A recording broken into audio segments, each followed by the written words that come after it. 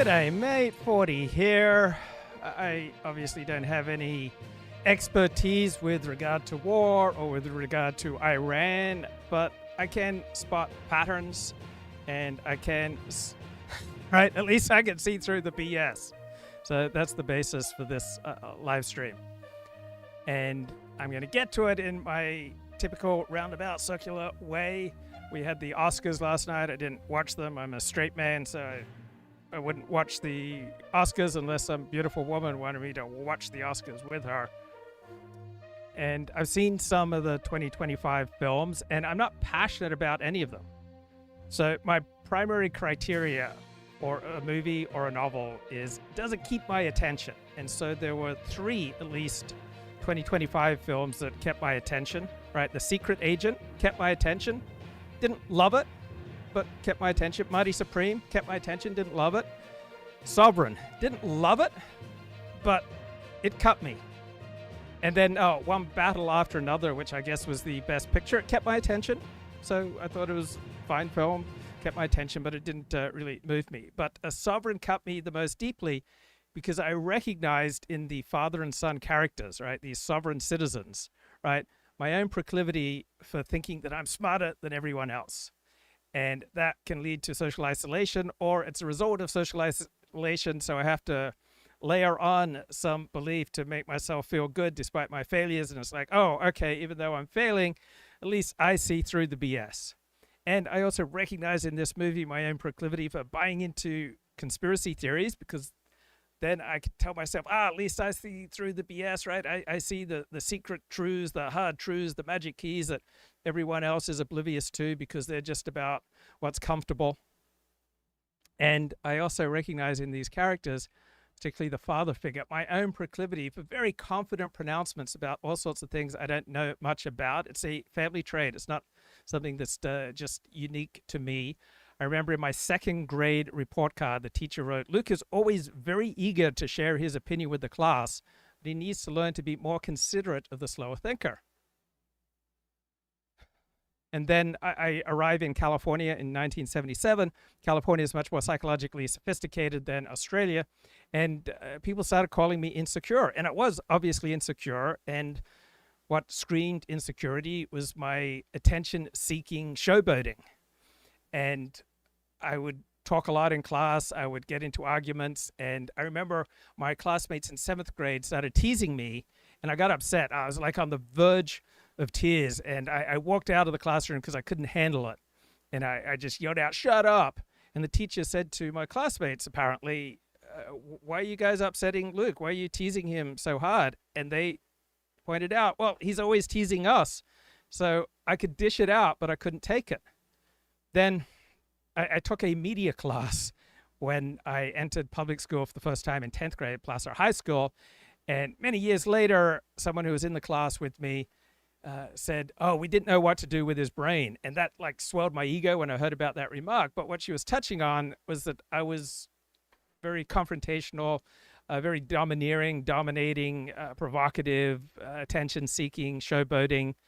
And I was another classmate or friend from high school and a classmate for 1 year remembers me as this arrogant turd who was always sure he was right, even though he was very passionate about stuff that it made absolutely no sense whatsoever.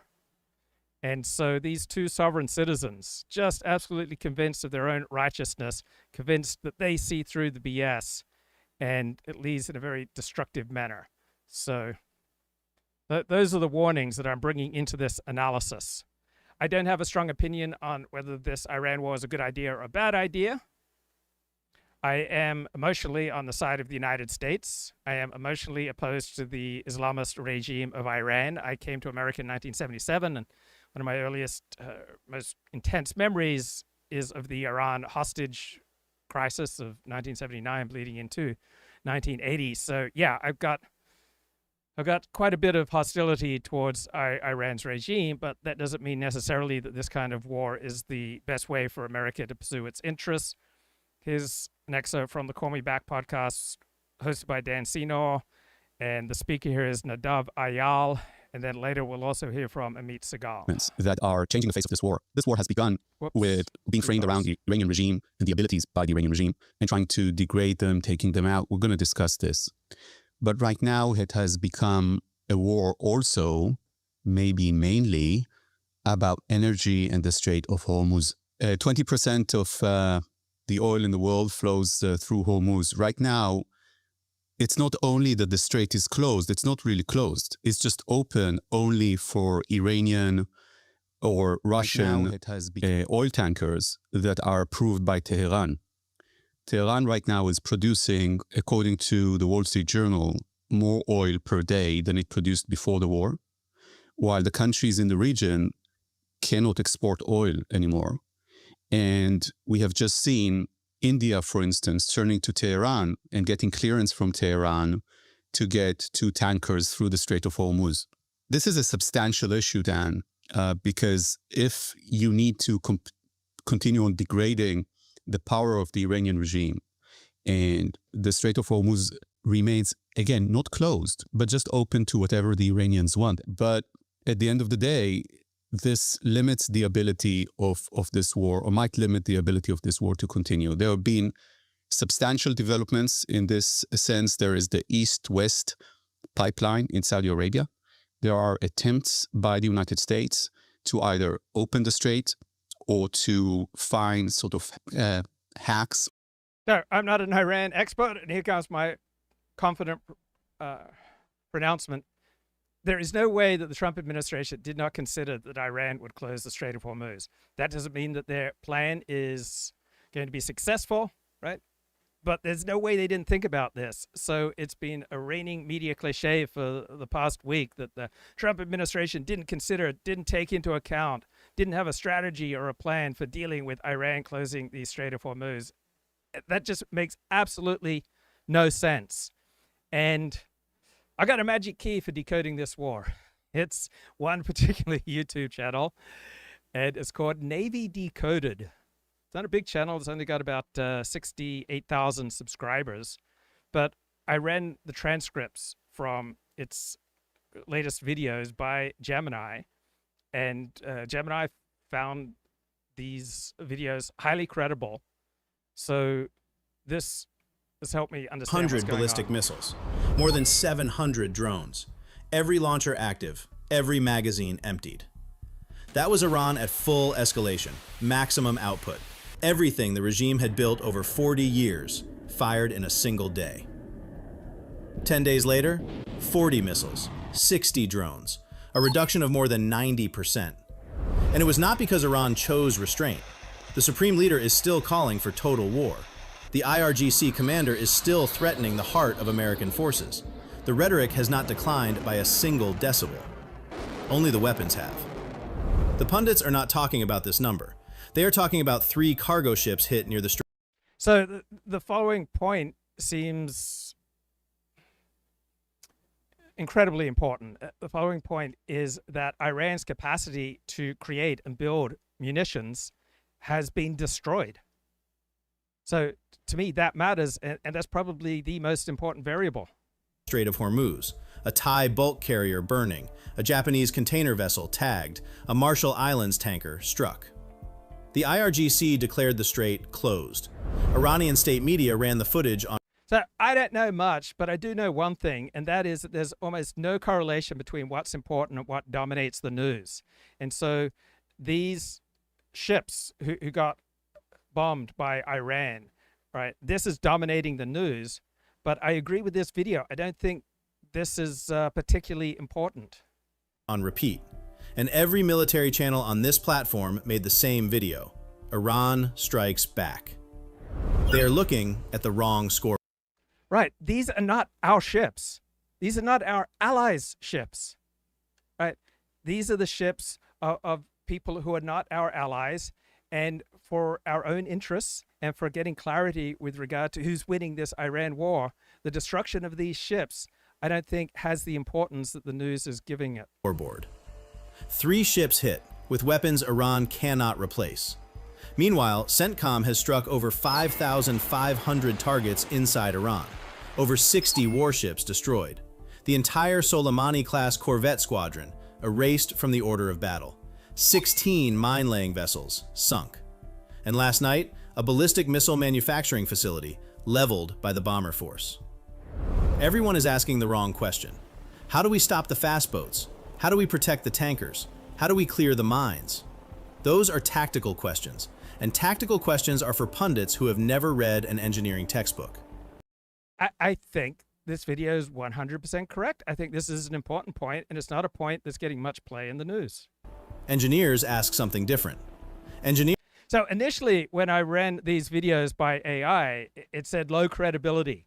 And something I've noticed when I talk to AI, and I've expanded my AI subscriptions, and now they're now over $100 a month. Grok, I think I pay $35 a month. Gemini, $20 a month. ChatGPT, $20 a month. And now I've added Claude for another $20 a month.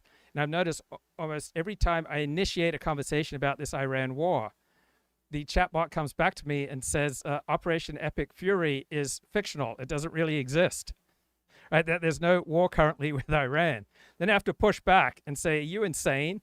And then when I force the AI to get up to date with the news, then it comes back to me with very different answers. So you could hear this anecdote and conclude, oh, AI is useless, AI is stupid. No, AI, like almost everything else, is what you make of it. You can use AI in an informative and productive way, or you can be an idiot. Engineers ask, where did those weapons come from? Who built them? And is that factory still standing? The answer: that is what matters. Is the factory that built these particular Iranian weapons still standing? That's what counts, and I don't believe it is still standing. Is rubble. If that answer matters to you, if you would rather understand the war than just watch it, subscribe to Navy Decoded. So this is a patriotic American channel, but that doesn't mean that its analysis is wrong. Type proud in the comments. This is not a war of fast boats and being proud of your military, being proud of your nation is not maladaptive. It's usually adaptive. It's usually a really good thing to feel because pride feels great, right? You're going to be more capable. You're going to be happier. You're going to be more effective in life if you feel pride in yourself, your people, your community, your family, your profession, and your nation and your nation's military, particularly when your nation is at war. Burning tankers. This is a war between consumption and production, and that war has already been decided. There are two wars happening right now. The one the cameras show you, and the one that actually matters. The war on camera is spectacular. IRGC fast boats swarming commercial shipping, Shah HED drones buzzing across the Gulf, tankers burning in the Strait. The pundits debate whether Iran can close Hormuz. They replay the footage of the Miyori Nari on fire and ask, is Iran winning?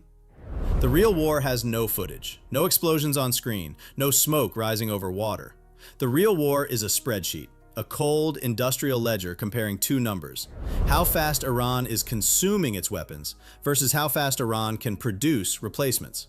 When the first number exceeds the second, the war is already over. Everything after that is just the clock running out. Iran is not stupid. They understood asymmetric warfare before anyone taught it in an American war college. A 50,000... So the clock is definitely running out, right? The bell is tolling. For whom does the bell toll?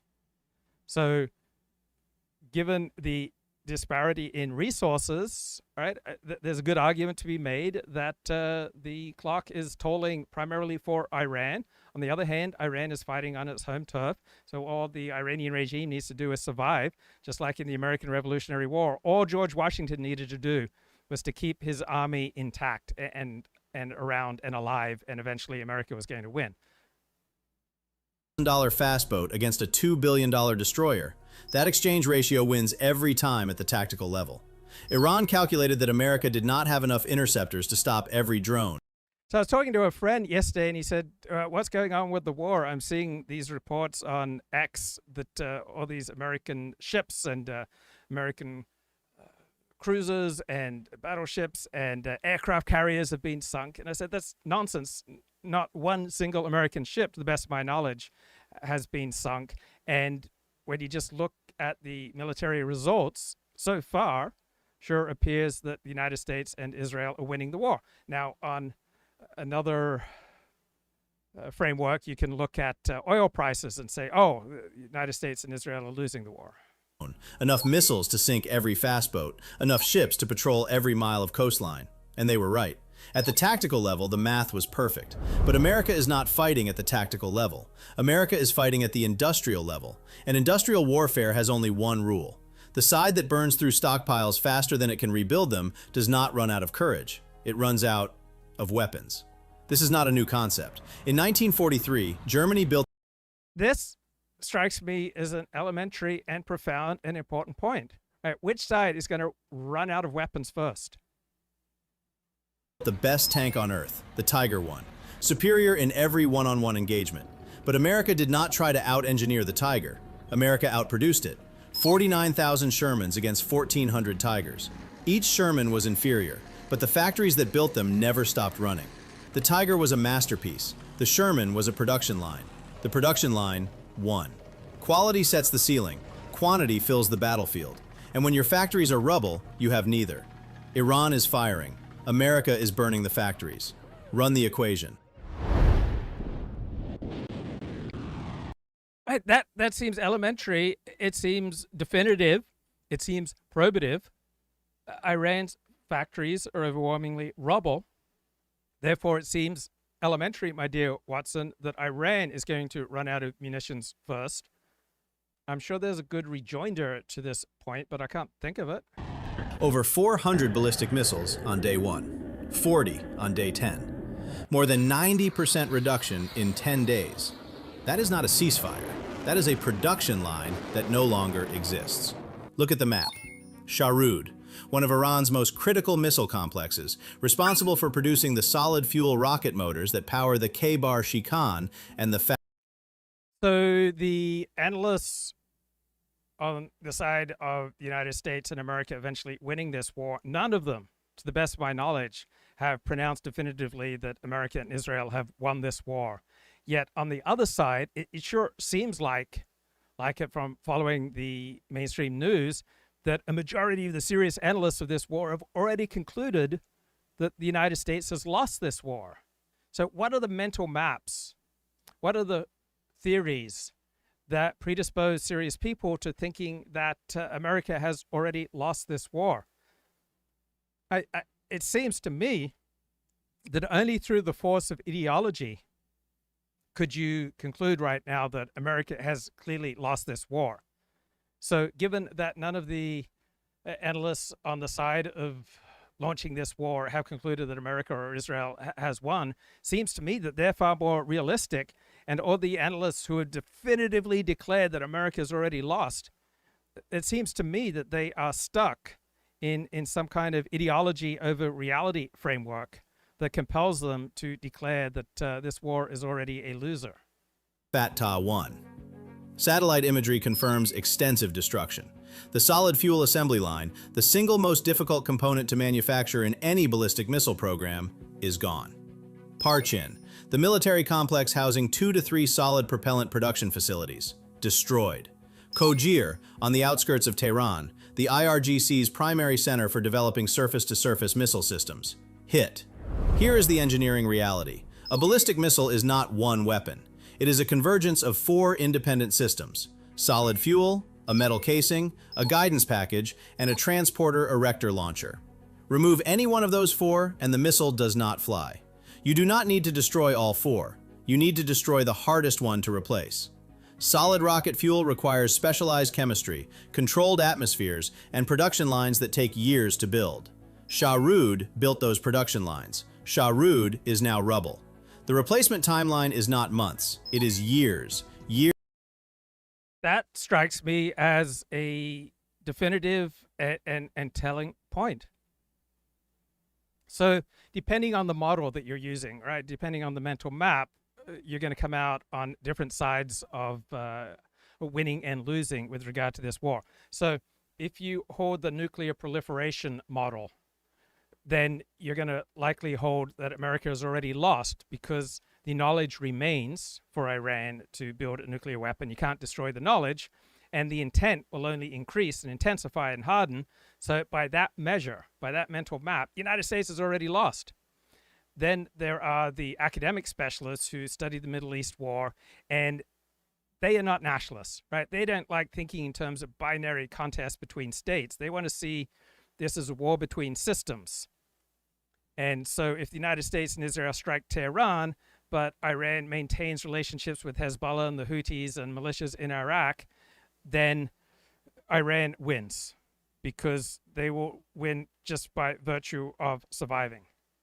Then there are military theorists and defense technologists, like the people who made these videos that I'm playing, Navy Decoded, and they treat the war as a laboratory. They track the cost exchange ratio, and so by their measures, right, the United States is winning. So each of these models defines the finish line differently, right? The model for a regime change looks different from the model with regard to the disappearance of the ruling elite. So some people are looking at this through the Vietnam and Afghanistan and Iraq template. And by that template, the United States has already lost, right? That template that says that air power has severe limits, and therefore the United States is automatically losing.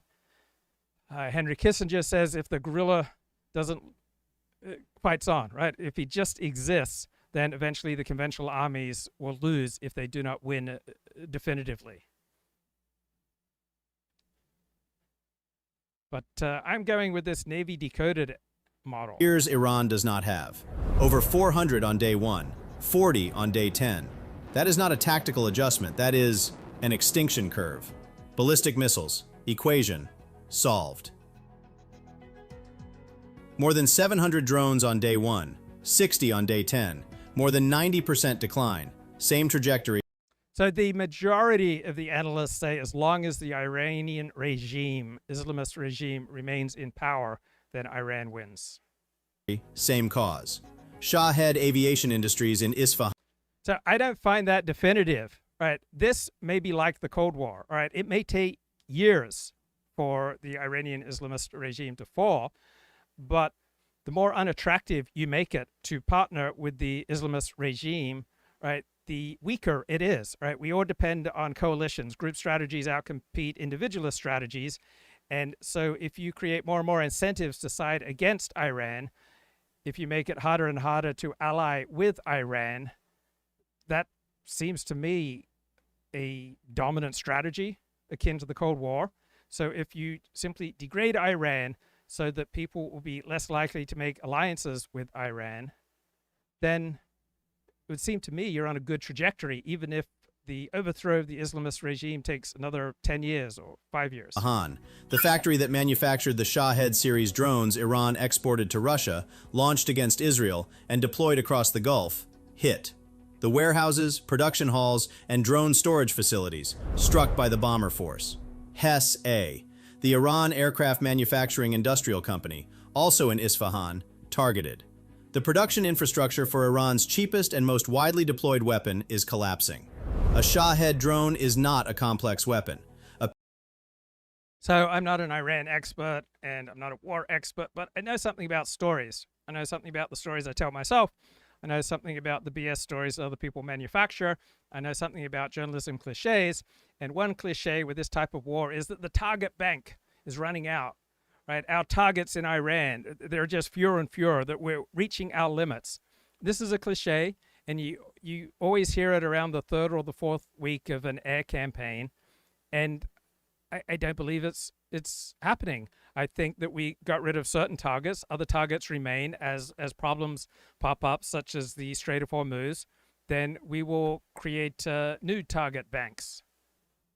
So the narrative, we're running out of places to bomb in Iran, that doesn't ring true to me.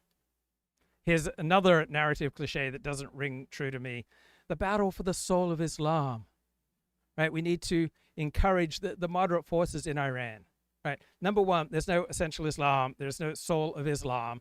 Islam manifests itself differently in different contexts. Same with Judaism, same with Christianity. Number two, outsiders will not decide Islam, just as outsiders will not decide the trajectory of Christianity or Judaism or any other religion. Now, where this guy is touching on something that is true, it's true that everything we do affects other people.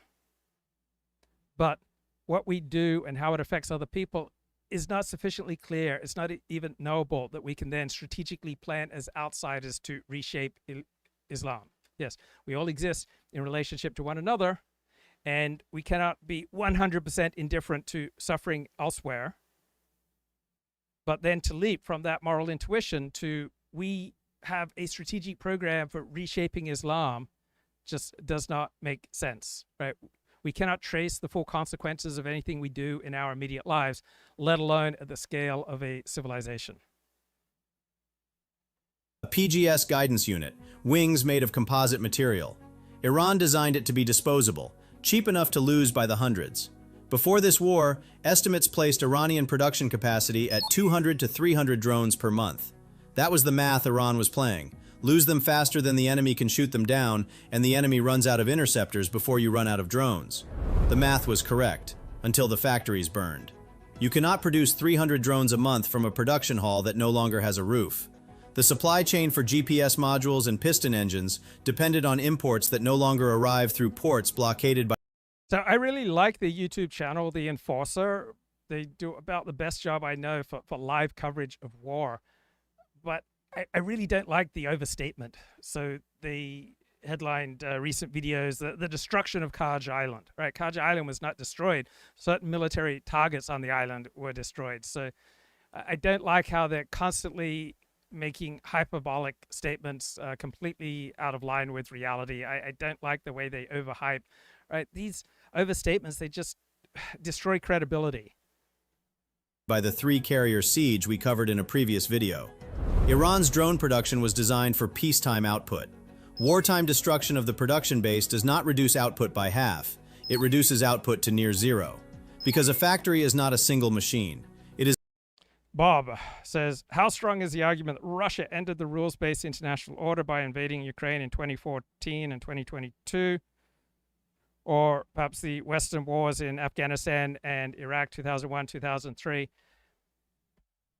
Sure, so you could make various arguments of varying degrees of compelling nature when the international rule-based order broke down, but understanding it was always a fiction, and allegiance to the fiction will be strong as long as it serves the people in power, and as soon as the fiction no longer serves the people in power, it's going to break up. So it was always going to break up, just like the commitment to the free market in ideas. That was a dominant intellectual frame from, say, much of the 20th century, but it pretty much died out by the 1980s. One, it was always a fiction, and two, as soon as that fiction no longer served the people who controlled the intellectual means of production, then it was jettisoned. So when you had the rise of alternative media, then elites backed away from supporting a free market. So you can make strong arguments naming it 2001 when the United States invaded Afghanistan, or 2003 when it invaded Iraq, or even stronger 2014 when Russia invaded Crimea, or 2022 the Ukraine war. All of those you can make strong arguments for, but it was always a fiction. And as soon as the fiction no longer served those with power, it's going to get jettisoned. So even if Donald Trump had never come along, the international rules-based order would have been exploded by now, just due to the incentive structure embedded in reality. Is a convergence of tooling, workers, raw materials, and electricity. Remove any one, and the line goes dark. More than 700 on day 1, 60 on day 10. The factories are rubble. The supply chain is severed. The equation moves in one direction. And equations do not negotiate. This one is harder, and we will be honest about it. The IRGC operates more than 1,500 fast attack craft. Small, cheap, 50,000 to 5. So it wouldn't surprise me, it wouldn't shock me if the Strait of Hormuz is not cleared up for another 2 months, which would mean a lot of economic pain, a dramatic rise in oil prices. But I would expect 2 months from now that the Strait will be clear. That's my read of things. $500,000 each. Built from fiberglass hulls, outboard engines, and a single anti-ship missile, usually the NASR-1. They are manufactured in small boatyards scattered along Iran's coastline. You cannot destroy them the way you destroy a missile factory because there is no single factory. There are hundreds of sheds. This is the equation that has not been fully solved. Fast boats are simpler than ballistic missiles, cheaper than drones, and harder to eliminate through industrial strikes alone. Iran can keep building. So I love the power of alliance theory. Alliance theory says that what we believe is basically a rationalization for whatever alliance or group that we want to belong to. So the arguments for Israel, for example, have changed during the age of Trump. So it used to be that the argument for Israel was that it was the sole functioning democracy in the Middle East, or that Israel shared our values, or Israel was our greatest ally. And in the age of Trump and the age of MAGA, the Zionist lobbies and think tanks start using very different language. Now it's about the war with Islam, national sovereignty. Israel is this plucky nation that's defending itself. It's about transactional interests. So arguments change. It used to be the Republican Party was all about free trade. Then during the age of Trump, it shifted to the beauty of tariffs. So theories are useful to the extent that they are predictive and explanatory. And alliance theory, which says that what we believe is primarily a function of who we want to belong to, I think is incredibly explanatory and predictive. Hulls longer than it can keep building missiles. Right. So I converted to Orthodox Judaism, and if I didn't find a home in Orthodox Judaism, if I didn't find friends in Orthodox Judaism, like some other people, they've technically, formally converted, but then they were not able to socially make a go of it. And so when you lose that social system around you, you're going to lose the beliefs that go with it. So if you don't have any friends in Orthodox Judaism, you're going to drop out of Orthodox Judaism. If you don't have any friends in any particular, in the Seventh-day Adventist Church, you're going to drop out of the Seventh-day Adventist Church. A sociologist who was a friend of my family, and I grew up as Seventh-day Adventist, he did a study and found that if you don't have at least half a dozen friends in a particular church, you're highly likely to drop out. But the hull is not the weapon. The weapon is the NASR-1 missile mounted on it. And the NASR-1 is manufactured at the same facilities in Isfahan and Parchin that are now wreckage. A fast boat without its missile is a fishing vessel with a machine gun. A fishing vessel with a machine gun does not close a strait.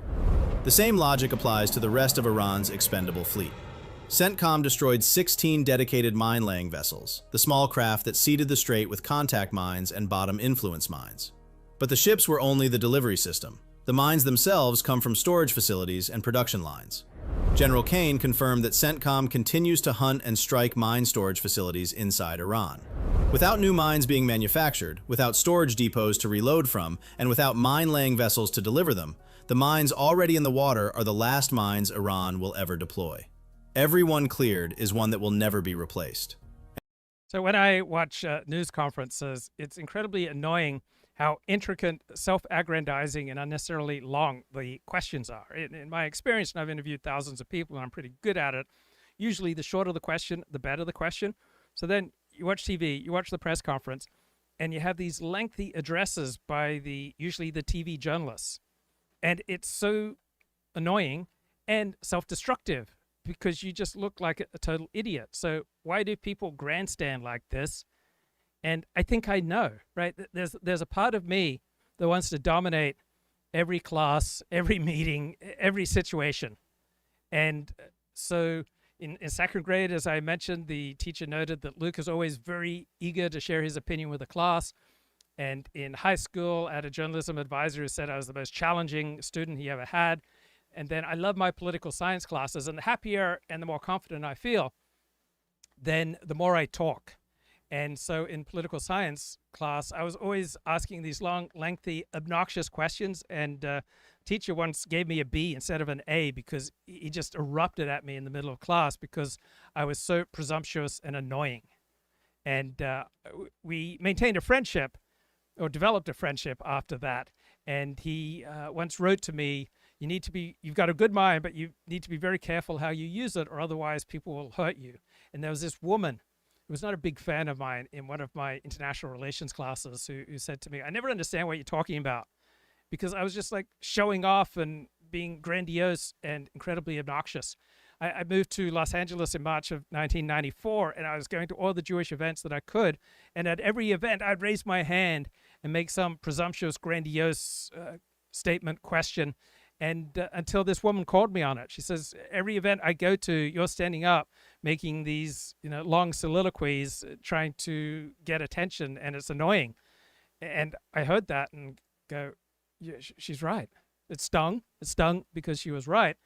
And honestly, the only way I've learned to overcome that is just don't ask questions.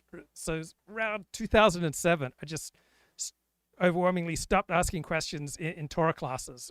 Because it was so ridiculous for me to think that I knew better than everyone else. And it's like eating chocolate. It's hard to just ask one. It's hard to just have that one chocolate. So my father would not eat chocolate because he found it easier to completely abstain from eating chocolate than to be moderate with eating chocolate. And I found it easier to completely abstain from asking questions as opposed to just being moderate with my questions. And then there are the Ghadir class midget submarines, over 20 hulls, designed for shallow water operations in the Strait. They carry torpedoes, the Val FAJR, and can also lay mines. But a submarine without torpedoes is 95 feet of steel with nothing to fire. The Parchin complex that manufactured torpedo components has been struck repeatedly. A Ghadir with empty tubes is just a hull hiding underwater. No weapon, no factory to reload from, no mission.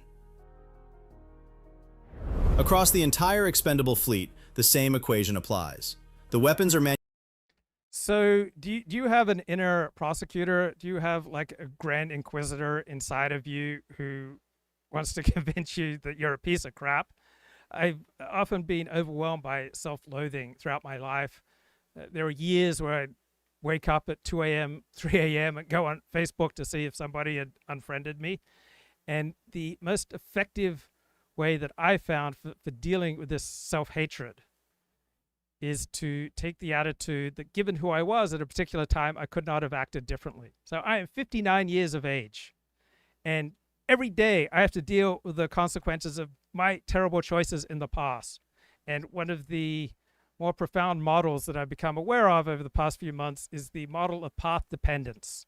The decisions that you make in the past, right, they have a profound effect on what's going on for you right now. Also, nation states.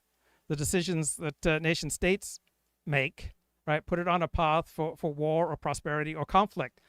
There have been moderates in America and there have been moderates in Islam who've tried to create some modus vivendi between Iran and America. But the path of enmity and fighting and hatred, which has existed in particular between the United States and Iran over the past 47 years, that path has been more powerful than all the attempts to moderate. And I've been thinking a lot about industrial policy and the selective use of tariffs to redirect the American economy so that it primarily fulfills the dignity and the needs of its citizens rather than just these abstract mathematized economic models. And I'm thinking about World War II, where the United States very quickly was able to shift from manufacturing consumer goods, such as cars, to building weapons. Because we had a large manufacturing base, we were able to switch that base fairly easily from making consumer goods to making weapons. Now we don't have that big industrial base.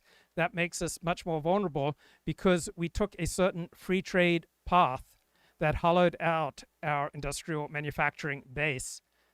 And now we have to live with those consequences. And once you make bad decisions in the past, it's really hard to turn things around, to sort them out. And I was just thinking on the individual level, I always bring things back to me. Right? I had this girlfriend who had wonderful attributes, and then she decided to get a reduction surgery. And so that woman who I loved is like gone forever, right? Those attributes are gone, right? Once she took that path. And then I started thinking, like, how do other people deal with their inner prosecutor if you have a grand inquisitor? So I suspect that, one, if you've lived a pretty good life, you don't have as much to be prosecuted for. Two, if you're busy, you don't have as much time or room in your psyche for the prosecutor to rear his ugly head. Three, you get a lot of therapy. Four, you do 12-step recovery work. you become a Christian, you believe that Jesus forgives you for your friends. I think those are the major ways you distract yourself, right? You live a life of service to others, right? I wonder what are the other methods that other people use to keep their inner prosecutor at bay. So I'm not arguing that this perspective is true. I'm arguing that it is useful for me.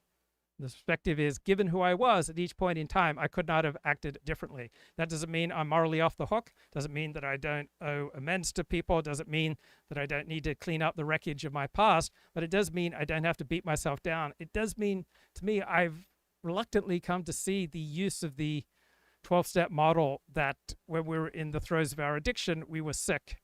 And that way, if you understand yourself as being sick, you don't have to hate yourself. You still have to clean up the mess of the past. But for me, the attitude of, given who I was at the time, given the tools that I had at my disposal, then I could not have acted differently.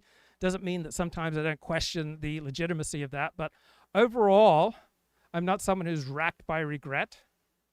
But overall, I think that approach works for me. It could be that I'm fooling myself. But, bro, I've got the peace that passeth understanding. Manufactured in factories that no longer exist. The supply chain is strangled by the economic blockade, and CENTCOM is hunting the platforms themselves. Fast boats struck daily, mine layers sunk, submarine positions compromised. Run the swarm math. Iran needs 30 to 50 fast boats attacking simultaneously to overwhelm an EEG's combat system. If Iran loses 15 to 20 per week and can no longer arm the replacements, the swarm drops below the threshold of effectiveness within months. The mine layers are gone. The mine factories are struck. The Gadirs are running out of torpedoes. Not because every platform was destroyed, because the weapons that made them dangerous are gone. 1,500 ants, 20 submarines, 16 mine layers, already gone. But the anthill, So Edward Dutton just made a live video, which foxes are really behind the Iran war. And so I think the analysis that Bibi just mesmerized Donald Trump, Bibi manipulated Donald Trump, Bibi just fooled Donald Trump into an unnecessary war, is just ridiculous, because we did not evolve to be gullible with regard to our vital interests. That simple insight helps cut through a whole bunch of nonsense. missile factory, the torpedo plant, the mine depot is gone. Ants without weapons are just boats. Submarines without torpedoes are useless.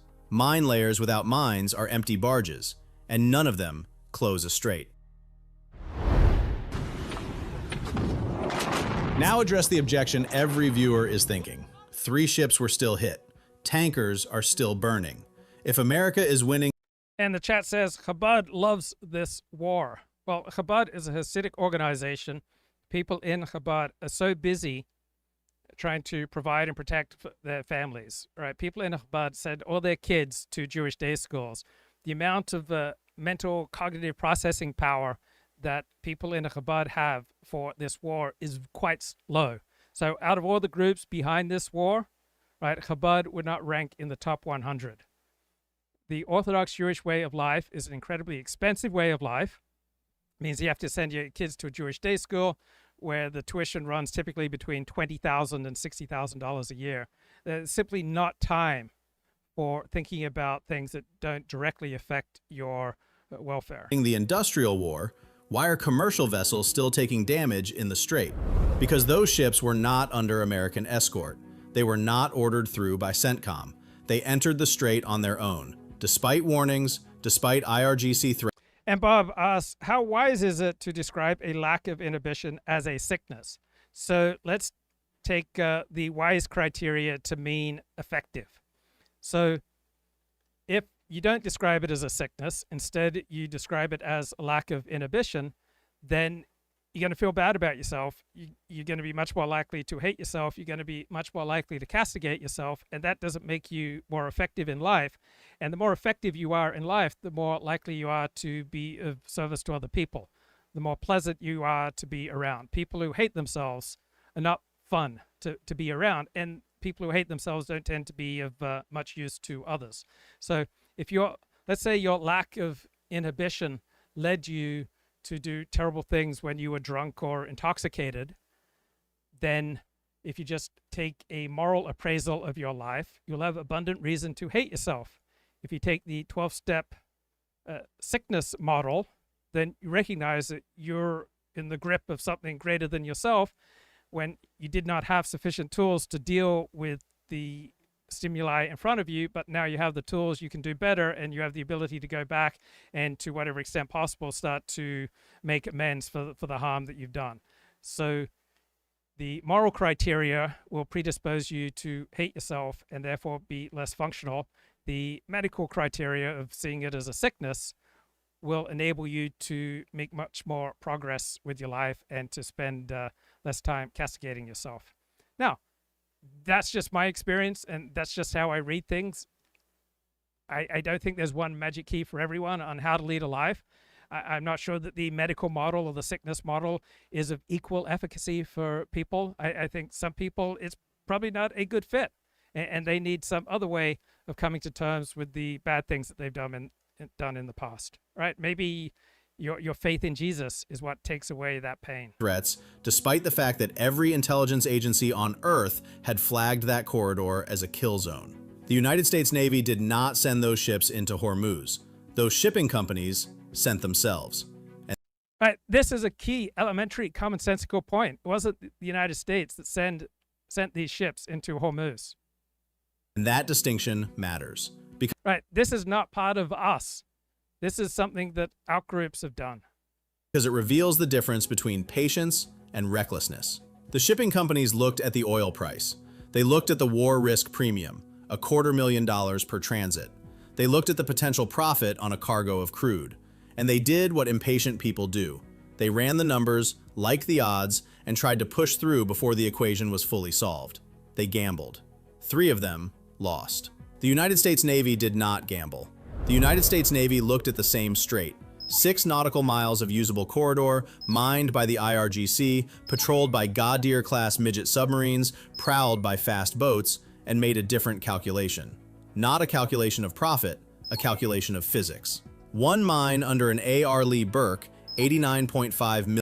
So I spent a lot of time listening to the best elite commentary on this war. I've noticed a whole bunch of verbal tics, and one of them is unpack.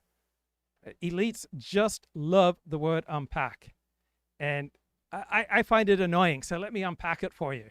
Right? It's just classic elite speak. Right? It signals a kind of intellectual sophistication and seriousness without requiring any sophistication or seriousness. Right? It tells the audience this topic has hidden layers, and I am the person equipped to reveal them. Right? This is a claim for status. Right? Before you express any idea, comes out of therapy, culture, and academic jargon. Right? It shows the performance of careful thinking. Right? When therapists began using unpack in the 1980s, right, they meant they're going to examine piece by piece. And there's a time and a place where the word carries genuine value. Right? There is a time and a place when the use of the word unpack properly suggests patience, rigor, and emotional intelligence. But the way it's used by experts with regard to this war, it's condescending, right?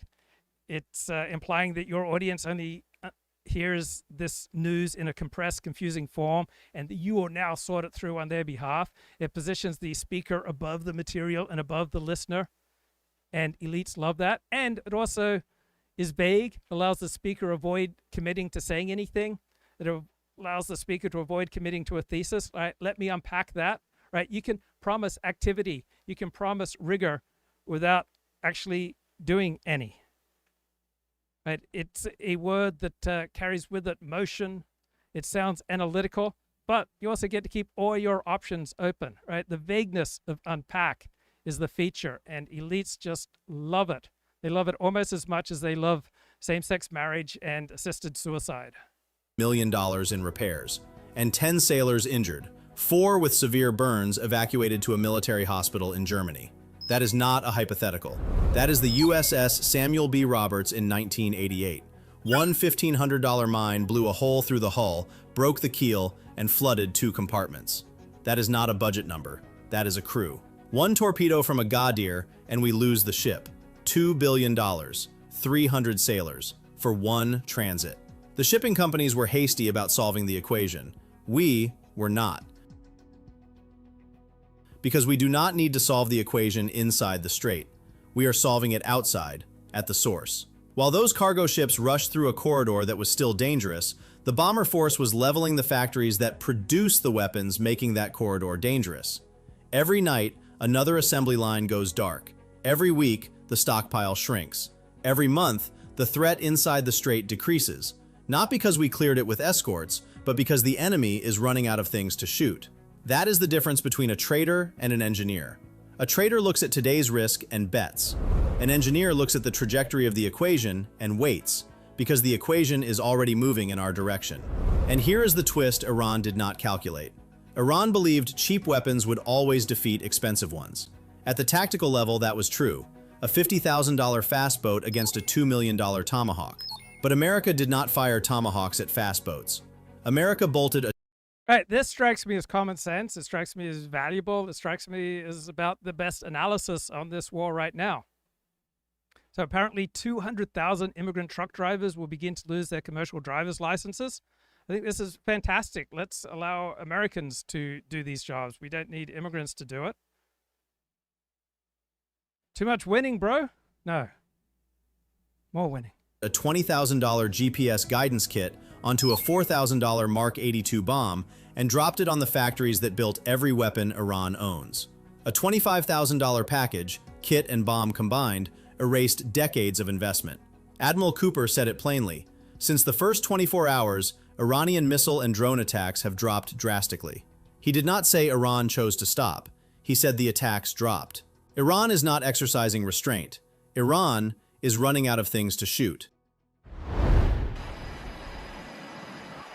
If you now see factories instead of fast boats, subscribe to Navy Decoded and share this with someone who still thinks patience is weakness. Right, excellent video. Navy Decoded. Right, here's their latest video. On March 14th, open-source satellite trackers detected something running at high speed through the South China Sea. Not a carrier, not a destroyer. An amphibious assault ship. USS Tripoli, LHA-7. The ship most defense analysts had written off as a failed experiment. On her flight deck, up to 20 F-35B Lightning II stealth fighters. In her hull, 2,500 Marines. Destination, Hormuz. Here is why that is strange. We broke 90% of Iran's military equation. 60 warships sit on the bottom of the Gulf. The missile factories that fed Hormuz its teeth are rubble. Drone production lines, silent. 2 carrier strike groups hold the perimeter from opposite oceans. Lincoln commands the Arabian Sea, Ford locks down the Red Sea. A third carrier, the Bush, is still crossing the Atlantic, days away. From the outside, the siege looks complete, but Hormuz is still closed. So look at what complete actually means when you run the numbers. More than 150 tankers sit anchored outside the strait, hemorrhaging fuel costs while they wait. Brent crude holds above $100 a barrel because the market prices certainty, and right now, certainty does not exist. The remaining 10% of Iran's capability, mines seated across the seabed, mobile launchers buried inside mountain tunnels, fast attack craft staged in coastal coves. So this video is going to explain what may happen next in this war. Is enough to deny a 6 nautical mile shipping corridor. And here is the brutal arithmetic that keeps every escort commander awake. You do not need to sink a convoy to close a strait. You need to sink one tanker. One burning hull in that corridor, and no insurer on earth will write the next policy. The strait does not close by force, it closes by fear, and fear only needs one example. That is the paradox at the center of this war.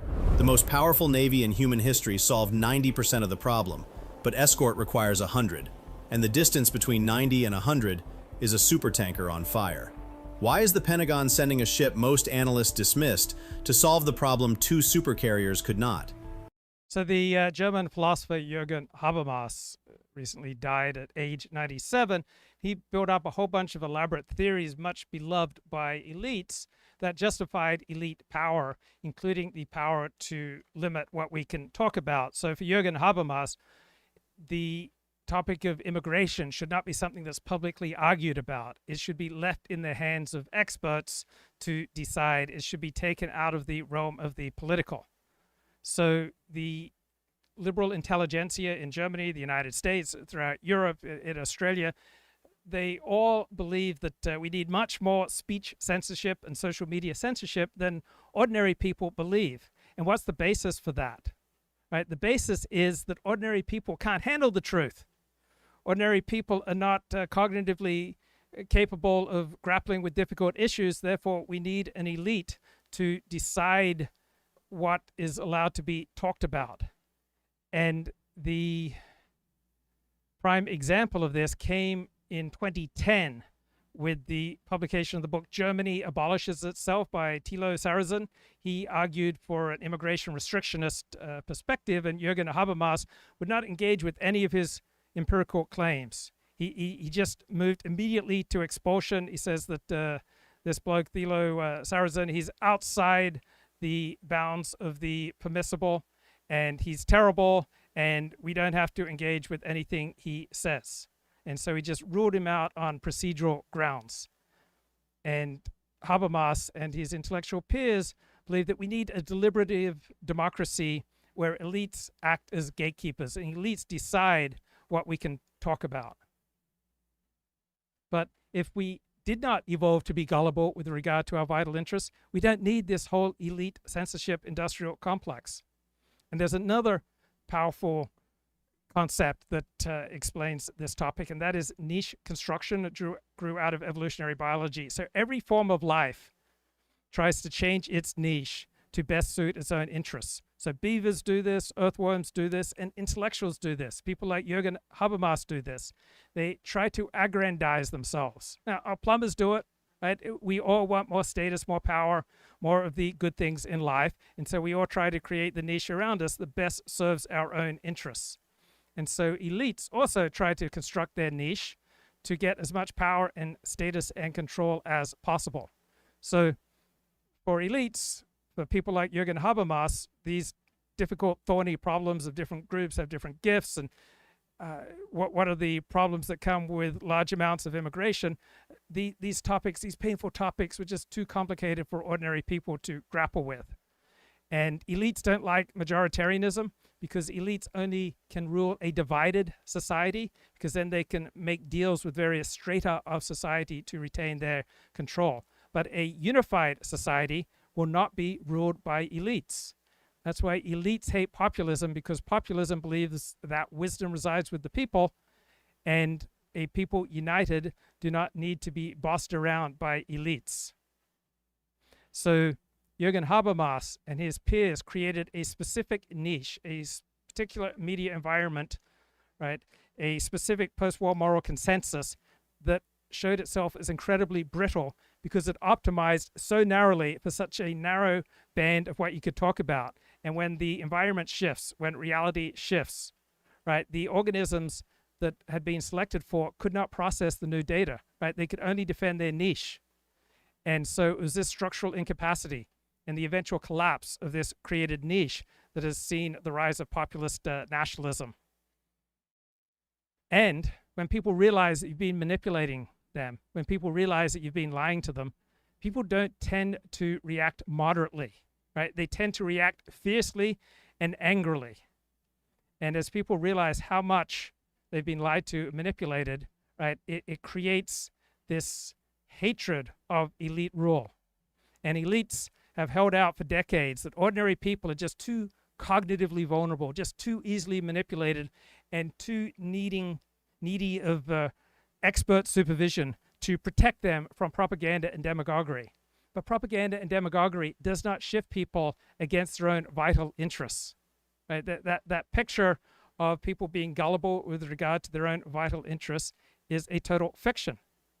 And so if, as Hugo Mercier points out in his great book, Not Born Yesterday, the science of who we trust and what we believe, if we have evolved vigilance, if we have evolved a whole set of cognitive mechanisms that evaluate communication before we accept it, then we did not evolve to be gullible, and we're not nearly as credulous as the elite maintain, and we are better able to deal with free speech than the elites believe.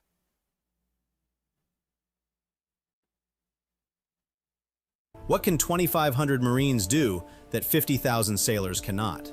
If you are proud of the men and women operating these machines, subscribe to Navy Decoded. We do not sell headlines. we solve equations. To answer that, we need to understand the weapon they are sending, a ship America built, hated, and nearly scrapped.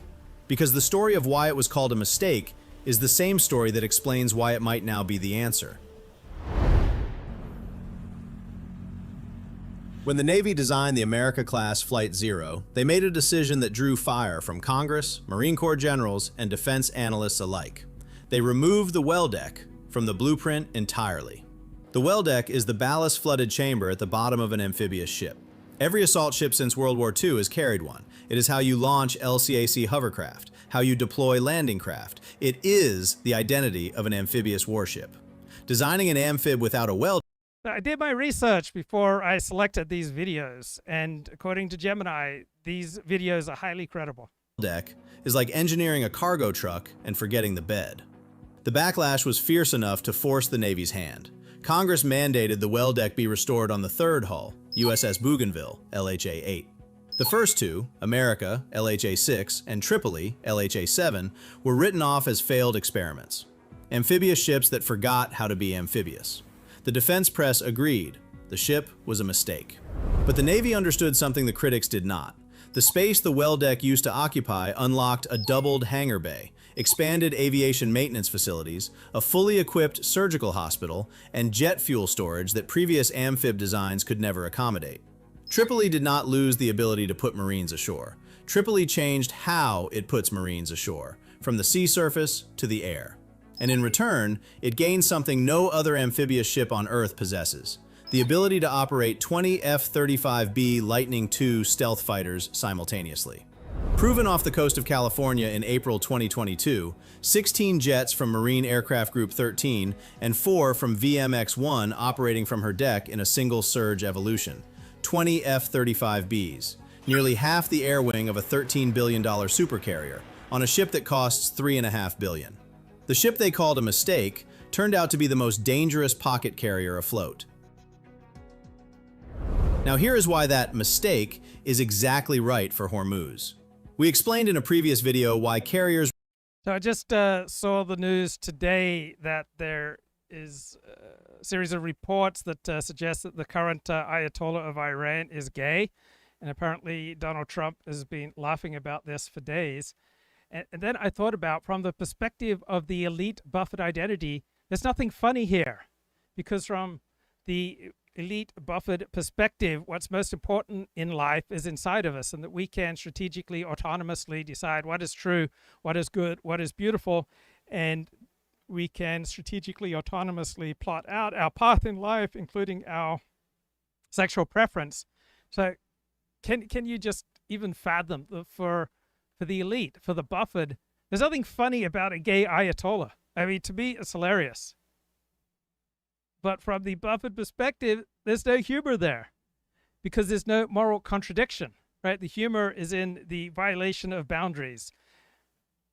But if sexual orientation is just part of the domain of private psychology, it's just part of a person's inner identity, if it sits behind the boundary between a person's inner life and his public life, then there's nothing to mock, there's nothing funny, there's no amusement, there's no discomfort. Humor is built on contradictions, right? It is built on the destruction of categories.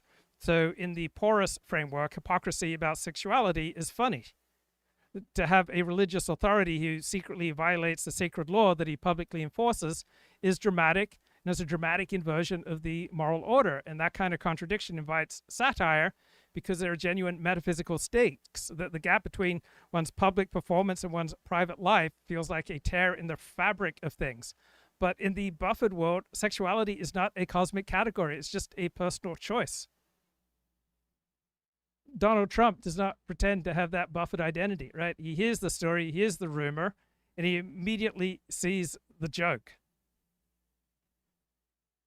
Now, what is funny for someone in a Buffett identity, right?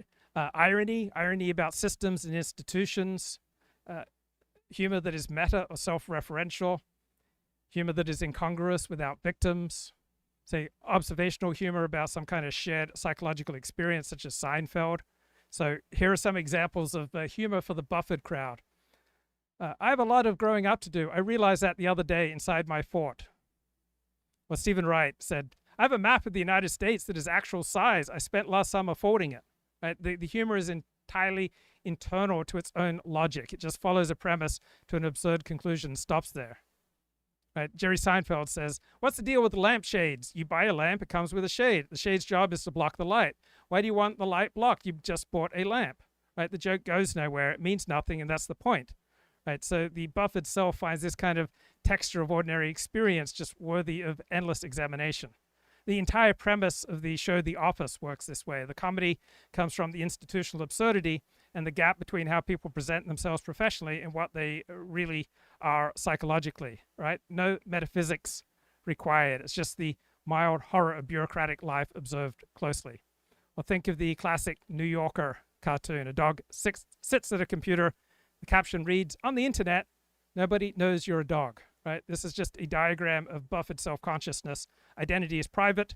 Our public presentation is constructed, and the gap between the two is funny rather than shameful. And here's another joke for the buffered. The doctor says you need to stop masturbating.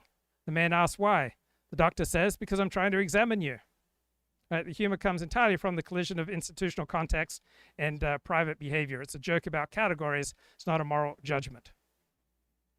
So the humor for the buffered requires internal incongruity, systems behaving oddly, the gap between our self-presentation and reality. None of them require believing in anything larger outside yourself. Refused to enter the Persian Gulf. That 540 nautical mile bathtub Iran spent 40 years turning into a kill box. 100,000 tons of irreplaceable steel is too valuable to risk inside it. Tripoli displaces 44,000 tons. She is not irreplaceable the way Ford or Lincoln are. In the Pentagon's risk calculus, losing Tripoli is painful. Losing a carrier is catastrophic. Tripoli is expendable enough to get close and powerful enough to change the equation. And she brings something no carrier possesses: 2,500 Marines distributed across 5 ships.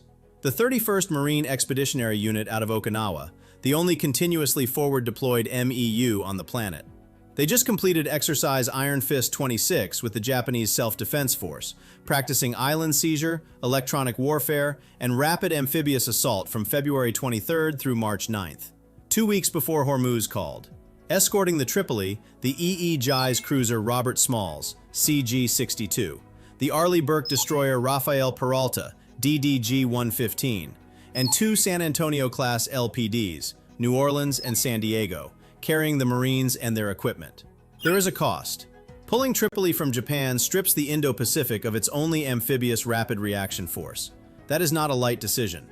The Pentagon is withdrawing assets from one theater to solve another, and that tells you exactly how important Hormuz is to America right now. The ship they called a mistake is now running at high speed through the South China Sea toward the narrowest strait on Earth, and it carries something nobody has brought to Hormuz before. Not more missiles, but an entirely new dimension: the ground. Iran built beach defenses to stop landing craft from the sea. So it wouldn't surprise me if we don't deploy some ground forces in this war. I have been doing a lot more blogging than vlogging of late. I just find it healthier. I'm just finding more fulfillment, pursuing ideas down to their essence.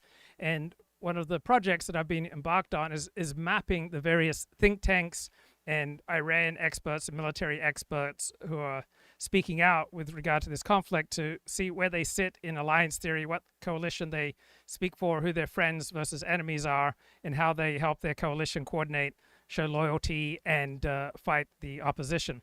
So I was just thinking today about the Israel Democracy Institute out of Israel, and it is all about putting forward stories regarding Israel as a great liberal democracy. Now, with the Gaza war and all the wars that Israel's been in the last few years, it's becoming harder and harder to make the case that Israel is some kind of great liberal democracy. So the people at this institute have a very difficult job in front of them. Now, there is a more Israeli nationalist institute. It's called the Kohelet Policy Forum. And the Institute for Israeli Democracy, it focuses on liberal institutionalism to try to maintain ties with Western partners. Kohelet is much more mobilizing a coalition built around nationalism and religious and traditional identity and free market. So this is the right-wing Israeli coalition. and it's in the ascendancy, right? Those institutions and think tanks and lobbying groups that primarily made the case that Israel is some beacon of liberal democracy in the Middle East, their status and power has gone down in the age of Trump. The age of Trump is the age of populist nationalism, and it's the nationalist part of the Zionist think tank lobbying group equation that is rising up.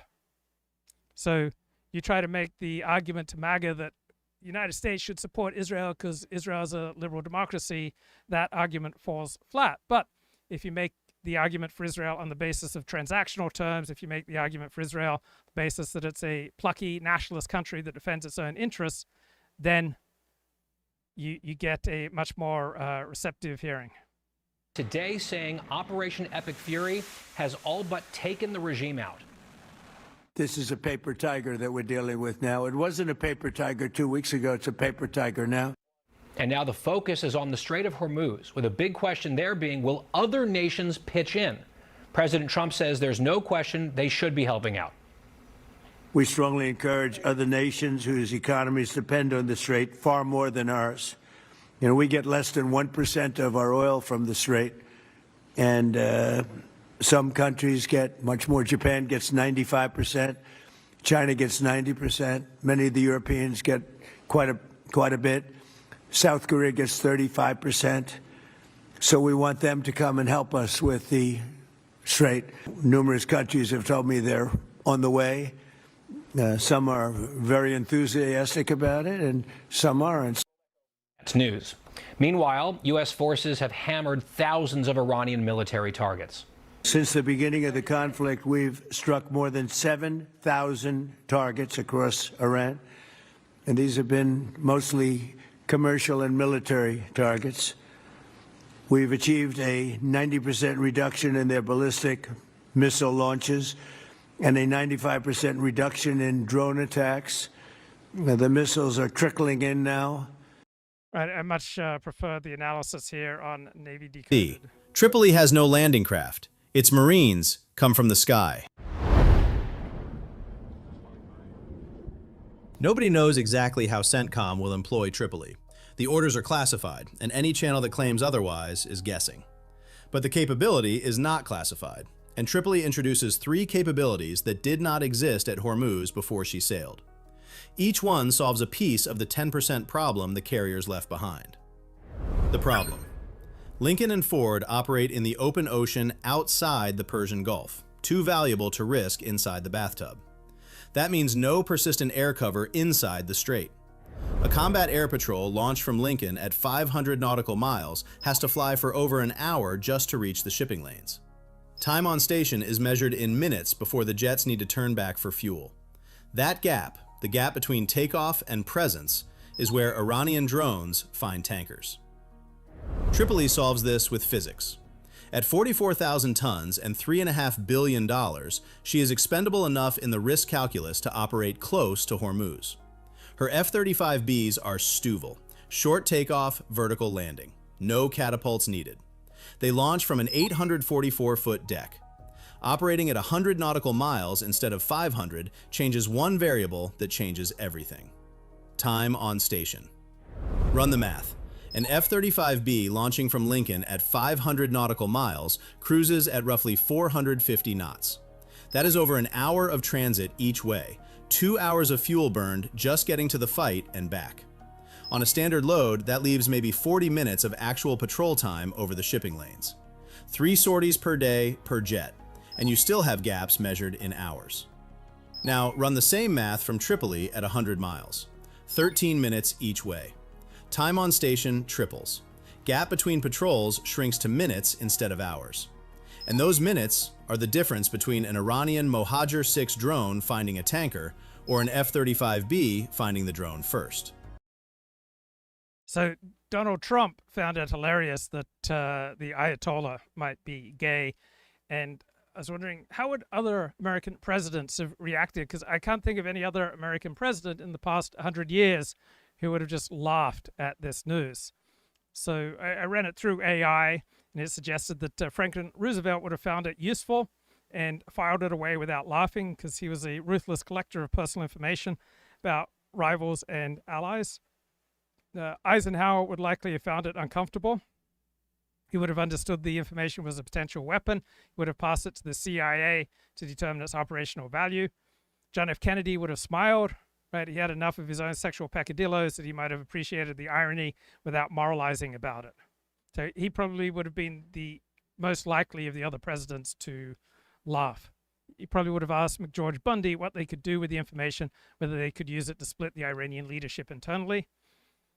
Oh, I guess President Johnson would have been loud about it in private and disciplined about it in public. Right? He was famous for his crude humor and for using personal information about rivals mercilessly. So he would have made private jokes about it and then asked his national security team to weaponize it. Richard Nixon would probably been the most strategically serious about it and the most personally conflicted. He was personally deeply uncomfortable with homosexuality and would have reacted with genuine disgust. Then he would have thought carefully about how to use it to destabilize the enemy. Jimmy Carter would have been visibly uncomfortable. He would have thought it was perhaps unethical to use a man's private life as a weapon. He would have asked his advisors whether it was consistent with American values to use this information. Probably would have frustrated his national security team by insisting that we have to think this through morally before acting on it strategically.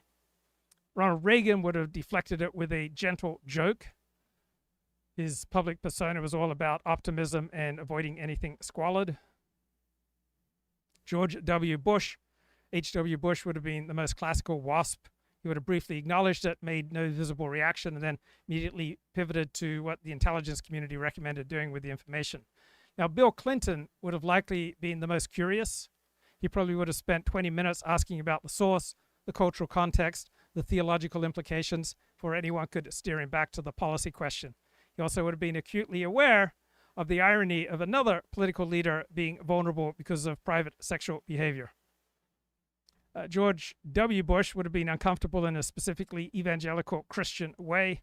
He probably would have looked to Dick Cheney, would have shown no reaction, and then to Condoleezza Rice, who would have framed it as a question of regional stability, and Bush would likely have followed her lead. Barack Obama would probably have had the most complex reaction, probably the most likely to have had gay experiences of all these different presidents. He was the most personally comfortable and at ease with gay people. And he would have had that loyally instinct of not reacting viscerally to raw information. He probably would have made some kind of thoughtful and measured response, and he would have been alert to the propaganda potential of the news. But Donald Trump likely would have had the most honest reaction. Right? He would just laugh before performing strategic calculations or moral deliberations. He finds it funny, and he says it's funny, and his transparency is consistent with what we know about how he processes information. Right? He immediately understood it as a status weapon rather than a piece of intelligence that requires careful handling. He had the humor of recognition. Tripoli's passive sensors detect surveillance drones before those drones transmit targeting coordinates back to shore launchers. Kill the drone, and you break the kill chain. We explained how that chain works in the previous video. Tripoli is the tool that severs it at the source. Tripoli solves the sky, but the Strait has 3 dimensions, and 2 of them are still Iran's. 3 fortified islands sit directly inside the shipping corridor, and no amount of air patrol neutralizes a missile launcher buried in reinforced concrete. Iran controls Abu Musa, Greater Tumb, and Lesser Tumb, seized in 1971. Iran fortified them with anti-ship missile batteries, coastal radar, artillery positions, and IRGC garrisons. They are unsinkable aircraft carriers, fixed platforms that can launch ordnance into the shipping lanes at point-blank range. Even after Epic Fury's air campaign, any surviving capability on those islands threatens every vessel transiting the corridor. This is the scenario Tripoli was optimized for, and this is where removing the well deck becomes an advantage, not a liability. A conventional amphibious ship would have to push landing craft through those same mined waters to reach the island. Tripoli does not. Marines insert by vertical envelopment, MV-22 Ospreys and CH-53 helicopters, not landing craft. They fly over the minefields instead of sailing through them. They do not touch the water Iran spent decades preparing. Now, let's imagine that Iran's Ayatollah comes out with a public pronouncement that he is gay, how would the elite news media cover it, right? They'd first frame it as a breaking news crisis, then they'd frame it as a legitimacy story, they'd frame it about instability and succession. Is this a sign of regime collapse? What does the clerical establishment do now? They then quote Thomas Wright from Brookings or someone else from a prestigious think tank about how this represents a historic fracturing of the Islamic Republic's ideological foundations. The tone would be grave and analytical. CNN would do a split screen. On one side, they'd have some national security analysts explaining the theological implications. Then the other side would be an Iranian dissident in London describing what this means for LGBTQ Iranians who've been executed under the system he now leads. The Chiron would say something like, Iran's supreme leader stuns the world, and then the panel would talk about it for 4 hours. Tucker Carlson would say it was a CIA operation. And the Foundation for the Defense of Democracies, the Wall Street Journal editorial page, and Commentary magazine would argue this proves that the Iranian Islamist regime is in terminal collapse, and the United States must press its military advantage before the power vacuum fills with something worse. The nationalist realist camp around Elbridge Colby would say this regime is internally chaotic, it's destabilized, we no longer need to keep bombing it, let's just get out, declare victory. The supreme leader comes out as gay. It's proof that the war has already broken the regime's coherence. To deny. Strike teams neutralize missile launchers and radar installations, extract whatever intelligence they can carry, and withdraw to the ship before the garrison can mount a counter. No permanent occupation, just a position that no longer shoots at tankers. The precedent exists. Operation Praying Mantis, 1988. Marines from USS Trenton boarded and destroyed Iranian oil platforms in the Persian Gulf in a single day. The 31st MEU trains for exactly this kind of operation. The honest caveat, raiding a fortified island is high risk. The current state of Iranian defenses on these islands after 2 weeks of airstrikes remains unclear. This is the lowest probability scenario, but the highest impact one, and it is now on the table. But here is what matters. The fact that a raid is possible forces Iran to garrison those islands, and every IRGC soldier defending an island is one not defending the coastline. Raids solve islands. But the Strait is not only islands. So what if we had a Middle East version of the HBO show Heated Rivalry? So what if we had a chief rabbi from Israel also coming out as gay, and together these gay rabbis and gay imams, together they create a gentrification movement throughout the Middle East. Wouldn't that be marvelous? Islands. It is also 6 nautical miles of open water that no warship can safely enter. So the question becomes larger. How do you control a corridor without putting a ship inside it? The concept is called Expeditionary Advanced Base Operations, the central idea behind the Marine Corps' Force Design 2030 overhaul, the most radical restructuring of the Marines since World War II. It has never been tested in combat. Hormuz may be the first. Here is how it works. Marines fly ashore, to small islands, uninhabited coastline, or Allied territory in Oman or the UAE. They establish temporary bases, HIMARS launchers, radar arrays, and forward arming and refueling points where F-35Bs and Ospreys can land, rearm, and relaunch without returning to the ship. I would have done so much better in school. I would have been so much more passionate and excited about school if only they had classes in military history or military strategy. Because they don't have too many missiles left. That's huge progress. Central Command says this is about far more than just eliminating the immediate threat. This past Friday. So this is the Will Cain show, but with a different host. I think of all of Fox's daily TV hosts, Will Cain was the most skeptical of this war. U.S. forces executed a large-scale precision strike on Karg Island, destroying more than 90 Iranian military targets, including storage bunkers for naval mines and missiles and other military infrastructure. It's one thing to defend by striking launchers and intercepting missiles and drones, but it's another thing to eliminate the wider manufacturing apparatus behind them. And we are doing that today. CENTCOM not only explaining the concept here, but showing the reality of it too. Here you see a photo from March 1st of a naval drone storage facility located near the Strait of Hormuz. This is the same location 8 days later, completely destroyed. Next, here's a photo taken of an attack drone production factory in Tehran on March 5th. Here's that same factory 6 days later after a devastating barrage of U.S. airstrikes. And finally, the Yazdi military depot, pictured here last month. These 8 buildings are part of the IRGC's missile command infrastructure and are used to produce light and heavyweight torpedoes. Now, here's that same military depot just last week, or what's left of it. I want you to compare that clarity, that transparency, that success with so much of the coverage that we've seen in the media of this operation. It really is striking.